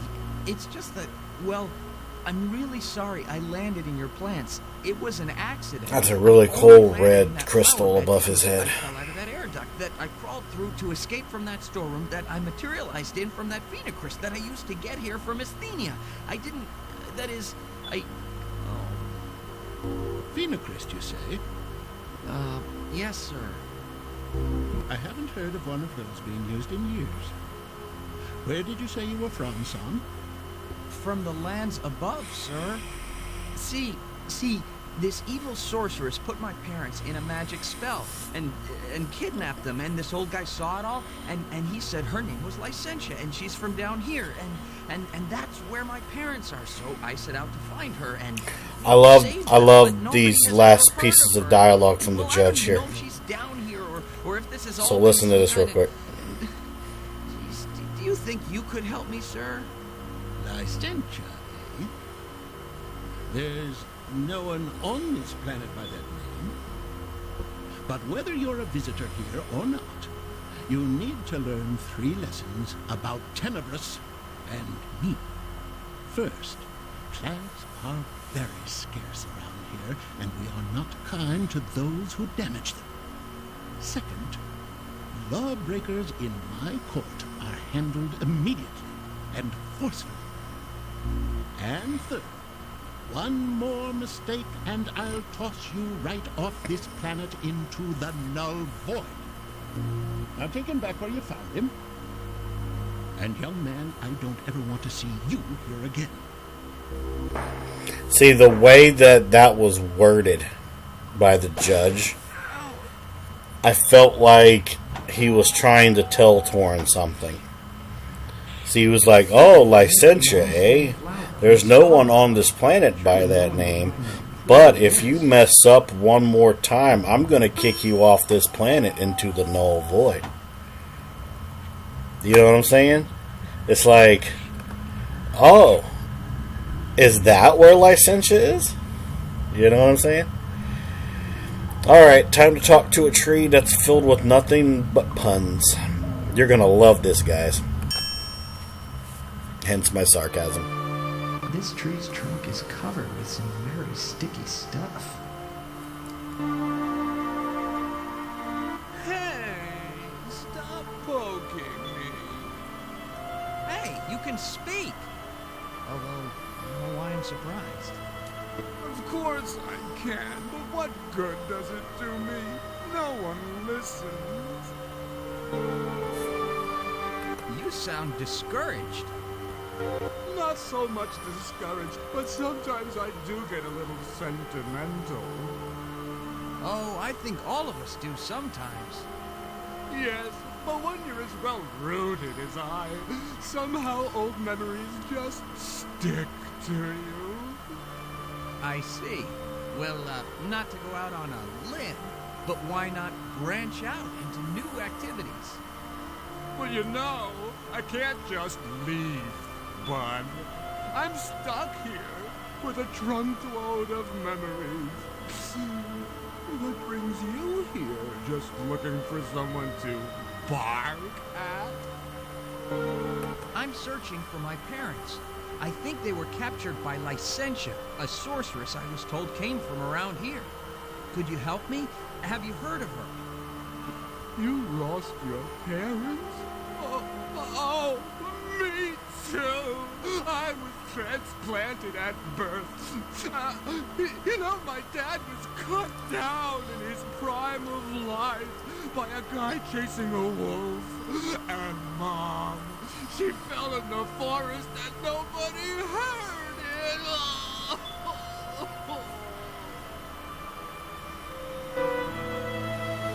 Now that he dropped the sap right there, we can use that on the daughter plant. Excuse me, do you mind if I borrow a little of this sap? No, not at all. Go ahead. Use me. Everyone does. I just hope that somehow, someday, someone, somewhere will find some way to make something out of us trees. And then they can cut us all down. What if someone invents telephone poles?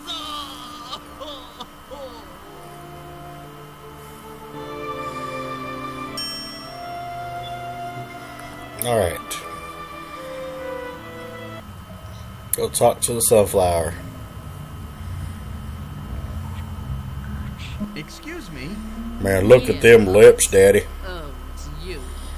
Could you help me?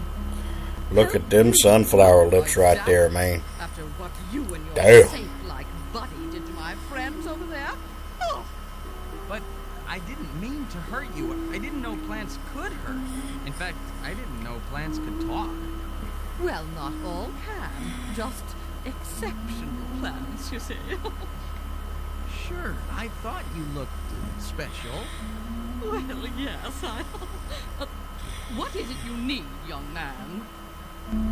I've searched this entire planet looking for an evil sorceress named Licentia. Have you heard of her? Vegetable or mineral? Huh? Oh, animal, I suppose. Doesn't matter, never heard of her. But that doesn't mean she doesn't live around here. I don't get out much. Roots, you know. Is there anyone here in Tenebris that could help me? Well, let's see. You know, there is that strange duck who's always recording odd crisps. Oh, a duck? What's his name? Where could I find him? No, he's not a real duck. Don't remember his name. Don't know that I ever heard it. But he might I gotta ask if anybody in chat gets that joke. Thank you so much. Now, which way is the amphitheater? Oh, you can't get there. A duck that records stuff. But at an this amphitheater. Theater, which way is it? It's over the slippery slope. You'll never make it. Without a little help, that is. Help? Oh, could you? I'd be eternally grateful. No, you won't. That's just a cliche. But if we could work out a deal... Anything. Just name it. See my friends down there? Those pesky chameleon silkworms are Okay. wreaking havoc on their leaves. Now who's the cliche? What? All right, let me break it down a little bit for you, but you'll have to answer them in terms of questions. Convince the grass to help you. When it comes to an amphitheater, what happens at an amphitheater?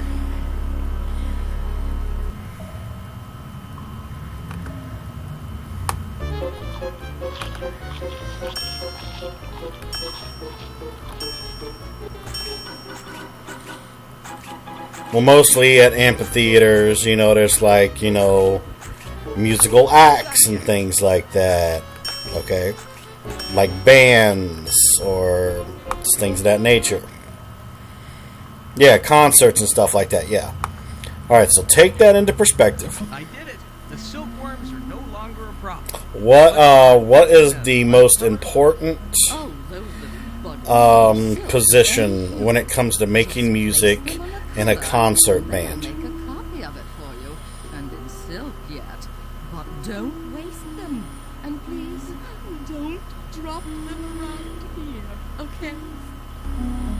I'll give you a hint, and I think you'll automatically get it when you hear the hint.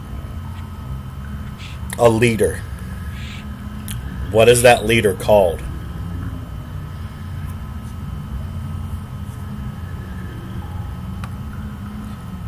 A conductor.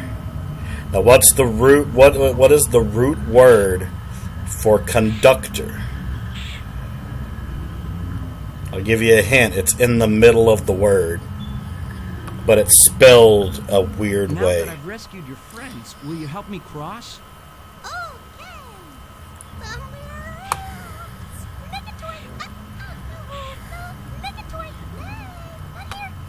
A duck. See? Yep. Daddy's getting it. A duck that records sounds and music.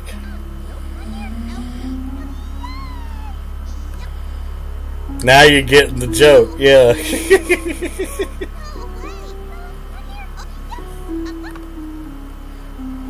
Remember, I died here a lot as a kid.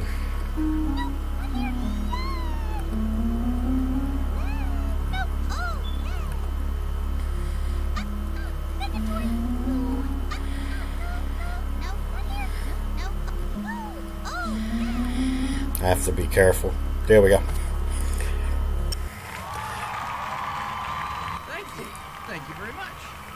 But yeah, now you get it. Yeah, I love some of the jokes in this game.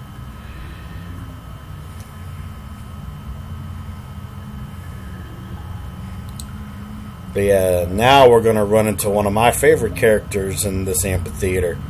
His name is Babs Bunny. I love Babs Bunny. Alright, let's go. That's it. I'm out of here. There's poor Babs Anyone right needs there. me, I'll be in my trailer.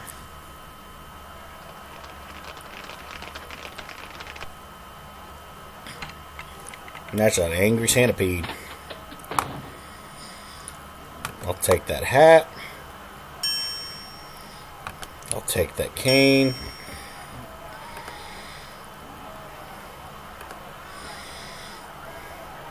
Take that poster.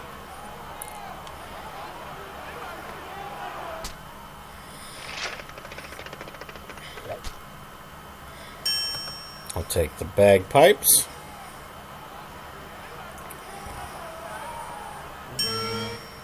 And here is the quote-unquote conductor. Now, as you see, that we have captioning here as well. I want to see if you guys can get his name while you read his dialogue and everything, because his name is also a bit of a pun. Excuse me. I'm looking for someone, and no one's been able to help me. I was just wondering. Shh, I'm recording. Oh, I'm sorry. Is this better? No, not really. Let me hit pause here. There. Now, what was it you were saying? I'm Torin, and I'm seeking... No use to whisper now, young man. Oh, well, anyway, I'm Torin, stretch there, and sorry. I'm trying to locate an evil sorceress named Licentia. Licentia, eh? Oh, sure, I know her. You do? Oh, I've asked darn near everybody on this planet, and you're the only one. I'm probably one of the few who does know. Has anybody noticed the pun yet on the guy's name? And hers is one of the rarest. Then you know where I could find her? Oh, you wouldn't want to. When I met her, I found her quite rude. Rude? She's more than rude. She's unscrupulous, ruthless, unconscionable, immoral, unethical, unprincipled. She's... Whoa, calm down. It doesn't matter. You can't get to her anyway. What do you mean, can't get to her? You don't know how far I've come already. Why, I've survived capture in the jungle, vicious vultures, stinking skunks, lava, snails, slugs, you name it. Of course I'll get to her. Very impressive. What is that accent? You see, young man, Licentia was expelled from our world many years ago. Tossed into the null void she was, and never heard from again. The null void? But yeah, his name is Archivist. That will be a problem. And if you put the whole word together without any spaces, Archivist or Archivist, which is somebody that puts things in an archive. Basically, saves stuff for future use and stuff. So automatically, we know what his job is. From what we heard from the Sunflower to what he is right now. Oh, really? So he's a conductor What if you had a voice that records audio and puts it in an I archive. don't think that's possible. Oh, yeah. So I think that's really funny. Do you have any recordings from the lands above? Of course not. The last time those savages visited us, this Oddchrist technology was not even developed. I am one of those savages. What? Oh yeah, savage. He's a blonde savage. I thought I detected something unusual in your voice. What do you say? Trade a recording of Licentia for a recording of a voice you... But yeah, just a random thought though. I never thought that I would, have started with point and click games and Nintendo games to being a veteran Souls player when it comes to Dark Souls and Bloodborne and all that. There, ready when you are. Test. I have an interesting selective memory. Hello? My name is Torin, from the Farmin Valley, near Crystal City, in the lands above. I've traveled through Escarpa, Pergola, and Esthenia to get to Tenebris for only one reason: to find the evil sorceress Licentia, force her to free my parents and my friend Boogle, and in the process teach her a lesson. That's enough. It's only a 10 meg crystal. A 10 meg crystal. Now, let me find that. A 10 megabyte recording crystal. If you guys know of the 90s, you will understand that we didn't have USBs back in the day, or really big things of storage. We had floppy disks. You're welcome, and good luck finding and things of that nature. Now, to have something that even had 1 or more megabytes of storage was a big thing back then.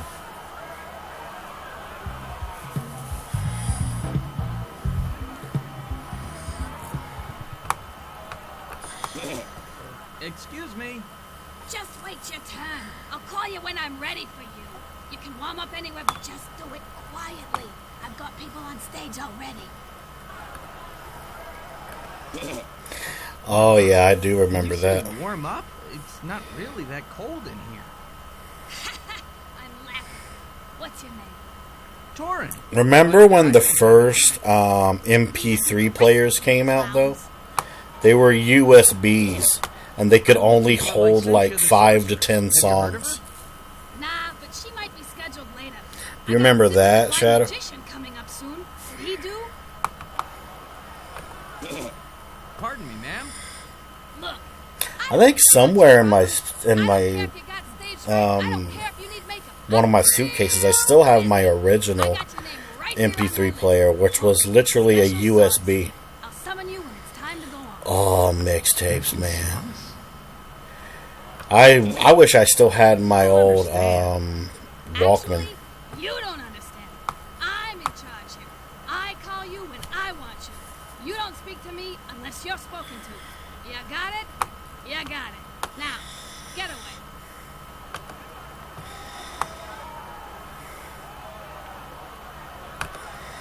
Hello, Mr. Carpenter.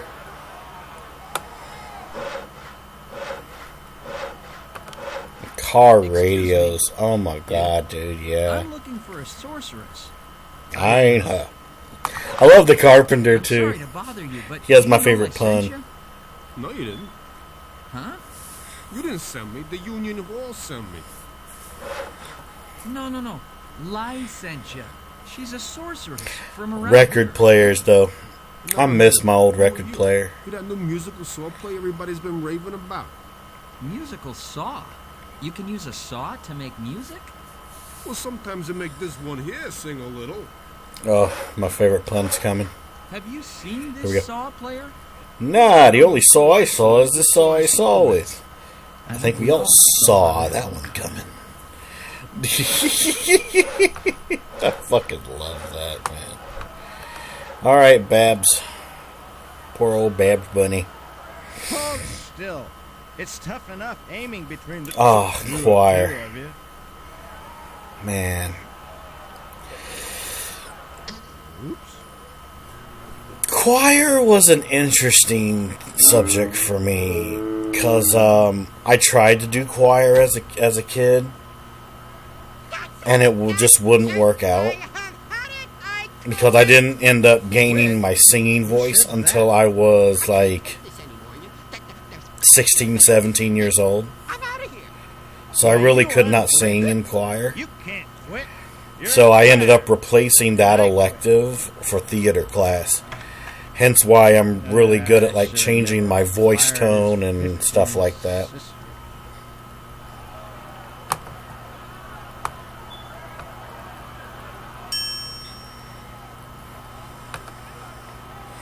Hi there.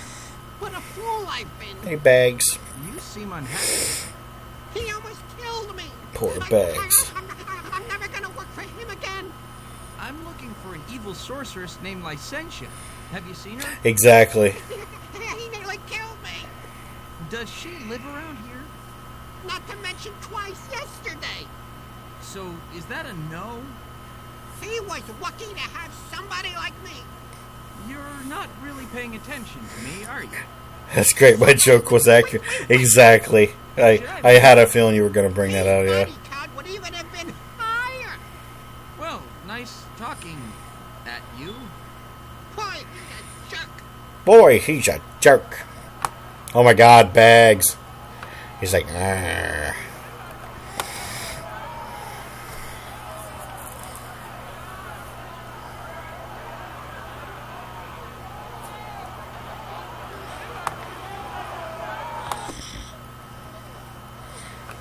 Alright, let's go talk to Zippy the Magician. Excuse me, are you a magician? Who? Where? Oh, me. Yes. Actually, I am a magician. Well, no. I'm not just any magician. As of yesterday morning, I'm Zippy the Magnificent. And who are you? I'm Torin of the lands above. Well, Torin, Would you like to see a trick? Well, actually, I was going to ask you some questions. Splendid. All right, here. Take this deck of cards.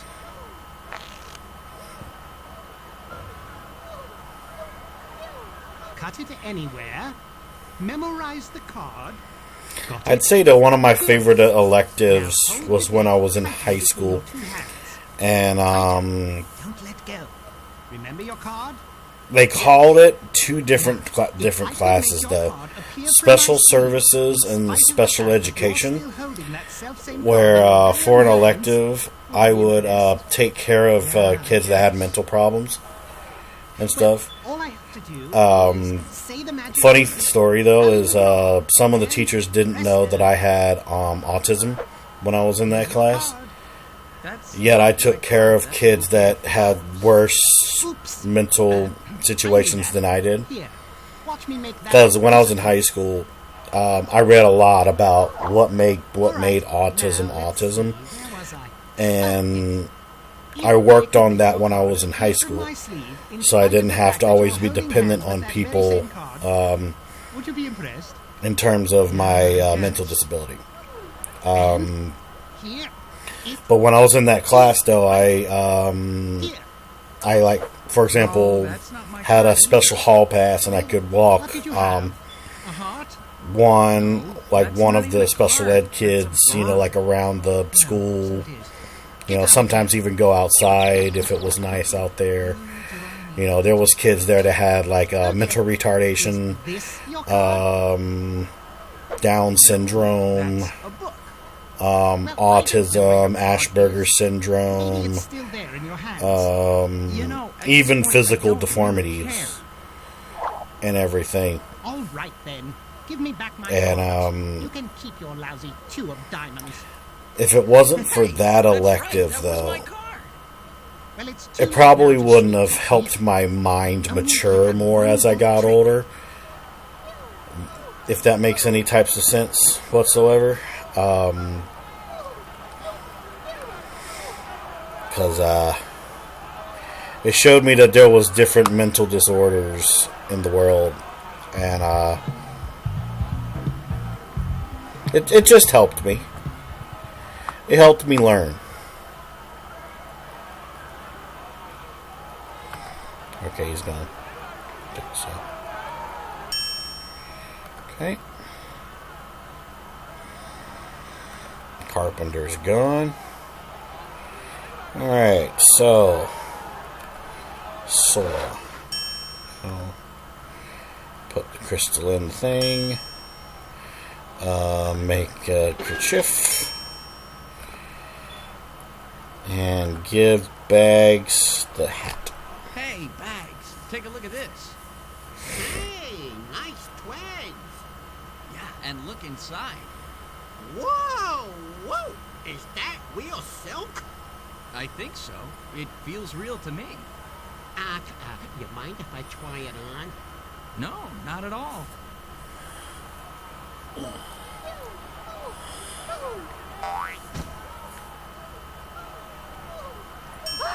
There was even kids in that class that were blind, too.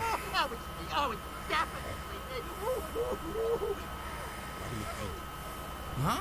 Oh, yes. It's you. It's very you.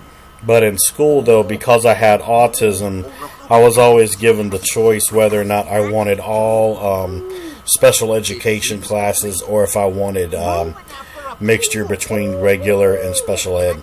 Problem is, though, is my root, 2 of my root classes had to be special ed. Basically career-based education classes. Because basically, when it came to my schooling in high school, it wasn't really preparing me for college. It was preparing me to get a job. And I didn't like that. But because I was underage when I was put into some of those classes, I couldn't, change all that. If that makes any kind of sense. But I was able to go to college later on down the road and got my associate's degree, and I was satisfied.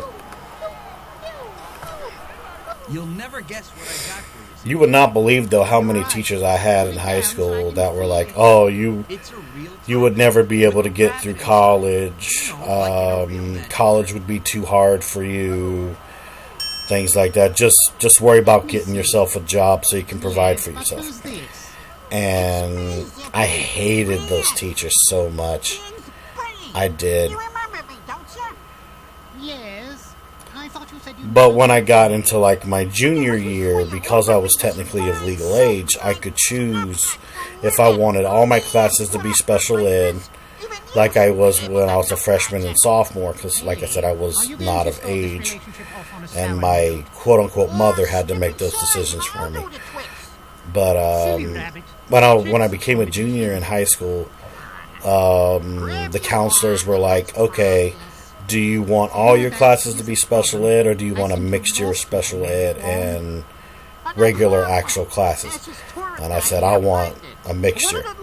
Because, like I said, they told me I had to have at least 2 classes that were special ed, which I hated that. I hated it. Here you go, Zippy. But, you know, sometimes you gotta do what you gotta do. But then, for some reason, around the end of my sophomore year, they started to do this retiming of particular electives. So it went from doing only 4 electives per 2 semesters to 5 per semester. And that was kind of a blessing in disguise, because I was like, I wanted to have more mixed classes than special ed classes. You know what I mean? What now? I don't have a silk. So that was like a blessing in disguise. But also what I find funny, though, is when I graduated high school, that was when high school started to add the permission to have your own computer, have phones in class, and things like that. So smooth. I just don't know what I'll do with it. Perhaps It was kind of weird. my breast pocket. I don't know. I was thinking. I have mixed feelings about, you know, the usage of books versus just looking it up on the computer. I like being able to read up on it from a book, you know. Pull that fancy silk over me. All right, I will. Thanks. I don't know what y'all's thoughts on that would be. You've been so nice to me. Would you like this book of magic spells? It should get you past any sorcerers you find in these parts. Besides, I don't read that much anymore. Let's watch the magic Thanks, trick. Zippy, and good luck with your act. Oh, it's Dreep. Alright, let's see. Okay, now we just need to get the resin for the bow.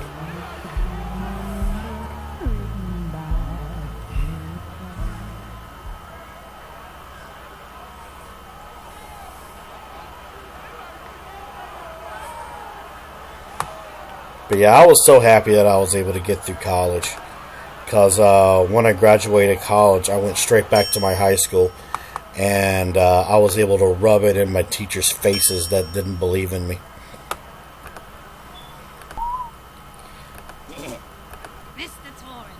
1 minute, Mr. Torin. Mr. Torin. On stage in 1 minute, Mr. Torin. And I made them feel bad too, man. Like, you know, showed them the diploma and everything, man. I was like, you know, not only did I pass with flying freaking colors, I was the leader of my capstone group when it came to graduation day. You know, I'm like, y'all were freaking wrong, man.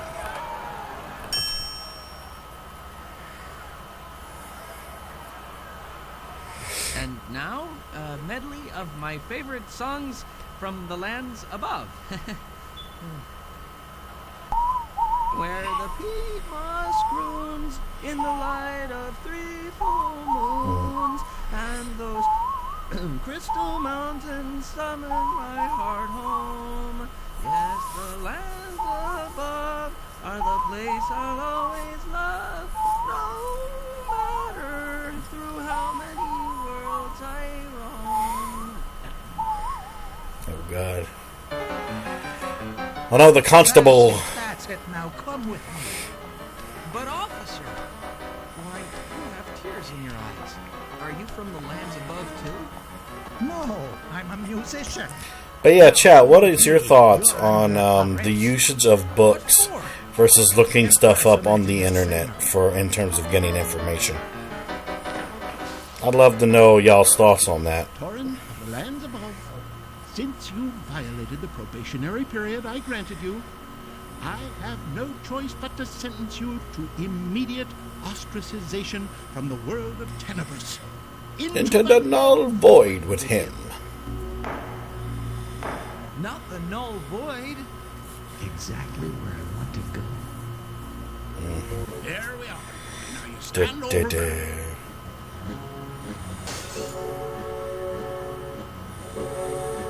Hey! Good riddance, plant crusher. Indeed, both are very important. I hope that we don't end up getting an extinction of, literature in terms of books because of the usage of the internet being the most used, But how can we move? There's nothing to grab onto. Alright, bagpipes time.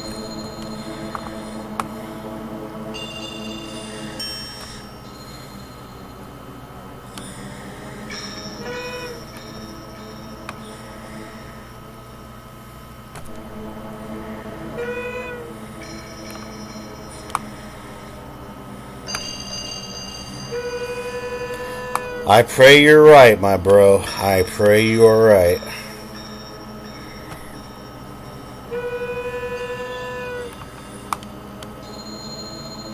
Blow, Torin, blow.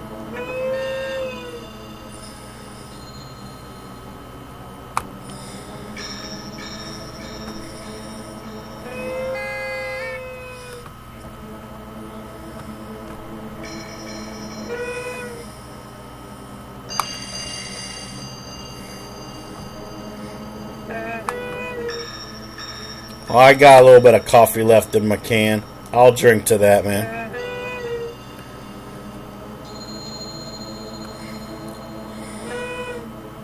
Alright, there we go. Alright, now we need to do this. Let's see if I still remember the way to do it.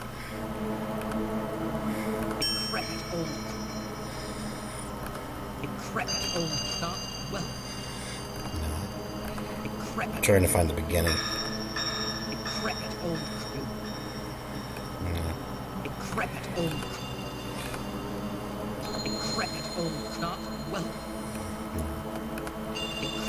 This one?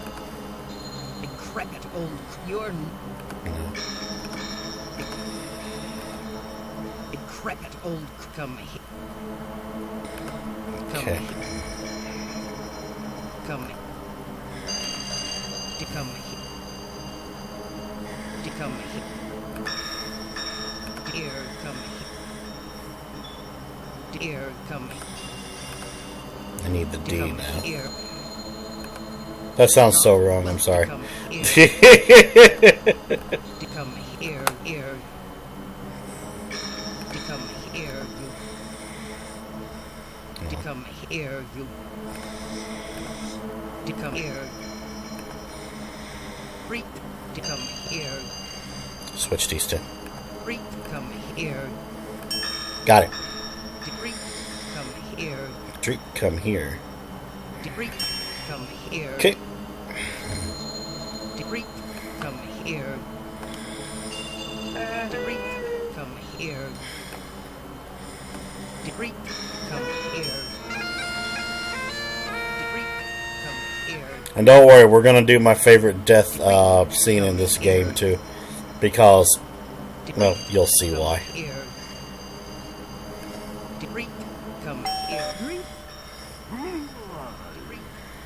Okay, we gotta go up here so we don't get eaten alive. Come here.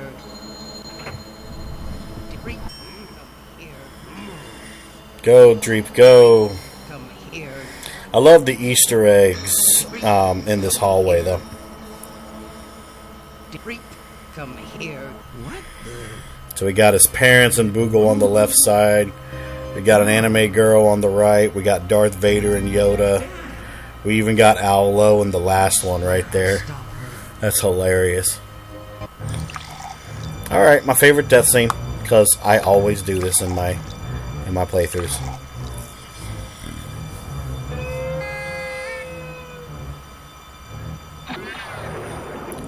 So D20, if you're still here, you'll see why this is my favorite death animation. Congratulations, you did it! That's nice to see someone else has an Aldo sense of humor. That's why you get to hear this, my very own personal Easter egg, instead of the boring, plain old death message you see before you there on the screen. Anybody who comes all the way through this game asking everybody you meet about this evil sorceress named Licentia, and then finally finds her, and then tricks Dreep into following a recording of her voice, and then doesn't use the Book of Magic on her, but instead plays the bagpipes, deserves much more than just another boring old death message. So here's my personal thank you for playing the game, and now enjoy the ending.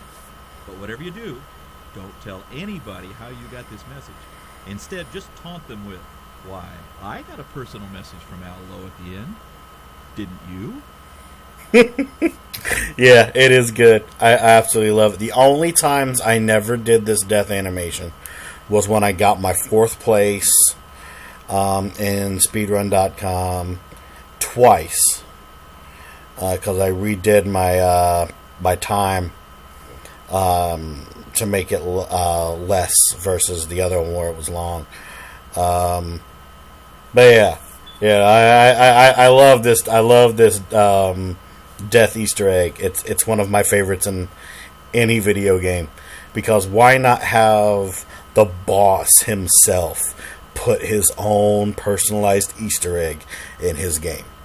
It's just great. I love it. And he even tells you, use the Book of Magic Spells.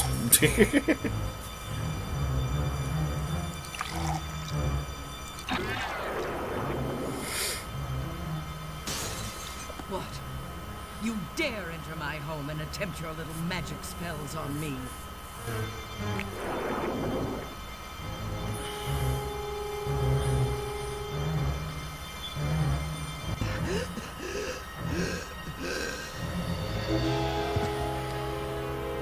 And I love how when it comes to the collar, the reason why it started choking her is because, you know, when it came to the spell that was put on the collar, it was to choke her if she was ever to go back to the lands above.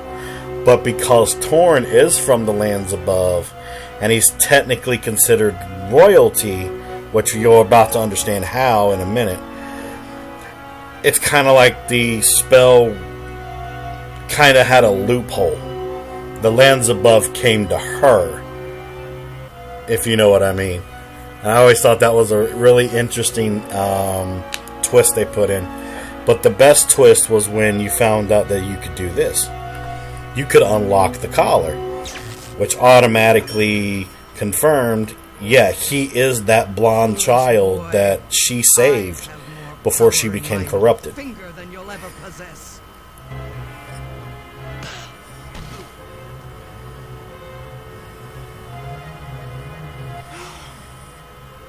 But because the collar loosened its grip permanently, she got her memory back. Who else could remove the collar? I always thought that was so cool. How do you know my name? I was your nanny. Nanny? I saved your life the night your parents were murdered. Murdered? No! How could you? Excuse me. You had them in a magic spell. No, Torin. The farmers. By the way, Shadow, can you tell me who is live streaming right now on Twitch, if you don't mind? The king and queen of the lands above. We're gonna see if we can do a raid But then I'm... in a little bit. That's right. You're the next king. No, that's wrong. I'm the next king. You should have died in your cradle that night, little nephew. After searching for you all these years, you won't escape me now. I killed your parents. And now I'll kill you.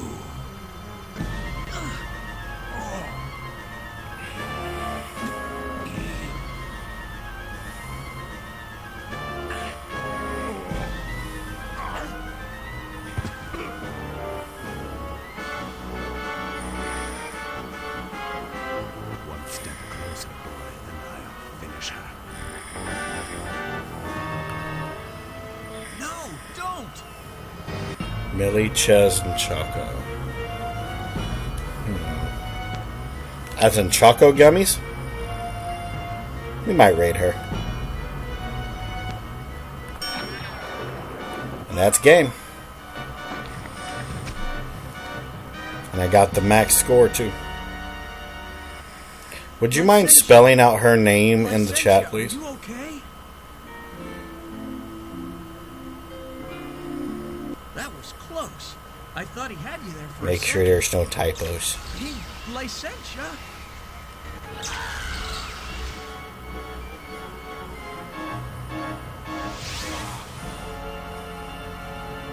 Bye bye, Peckend. But the lava. Torin. That's not lava. That's Dreep's supper dish. What about my parents and Boogle? Of course. Torin, I think it's time for all of us to go back home. To the lands above.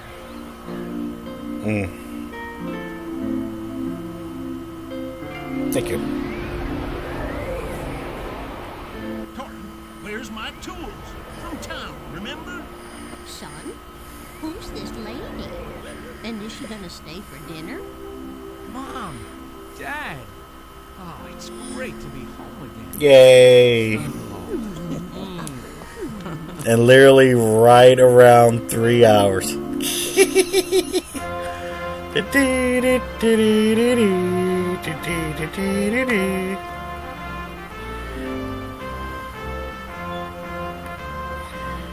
Alright. So that was Torin's Passage, everybody. Hopefully you guys had fun. I had a lot of fun. It's always fun playing this game. That and Wishbone. Might see if I can do Wishbone next Friday. Because those are my two games that I absolutely love. Plus, still to this day, I have first place on Wishbone. Yeah. But yeah, I want to let everybody know, thank you so much for coming. I really do appreciate it. Big special shout out to Darth Hat Daddy and his amazing wife, Twiggy Fett. Thank you so much for coming on by. It's always a blessing having my brother and sister in chat. Also, big shout out to D20 for that follow that he gave. Thank you very much for that. Shadow, you did great as always. Rumble, I know you're lurking there. You're being a good boy. But yeah, my next stream is technically going to be on Monday. Depending on how things go, I am going to be doing I might be doing a little collaboration on, I think it's going to be on Twiggy's channel or Darth Hat Daddy's channel.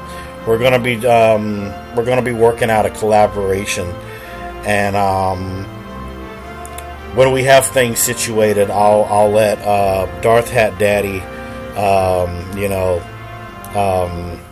promote it in my Discord and everything, and we'll go from there. But aside from that collaboration, depending on how that goes, I will be doing Mortal Shell on Monday, because we got a new place to check out and things like that. And I do want to explore all that. But like I said, aside from Mortal Shell, when me, Twigs, and Darth Hat Daddy have things situated, I'll let one of them promote the collaboration in my Discord. Time, place, all that. Maybe y'all can hang out and chat. Things of that nature. We still got to plan things out, but I know it's going to go smoothly. But yeah, Mortal Shell on Monday. We'll probably do some more Bloodborne on Wednesday, and maybe some Wishbone on Friday. We'll see how things go next week. We'll see how things go.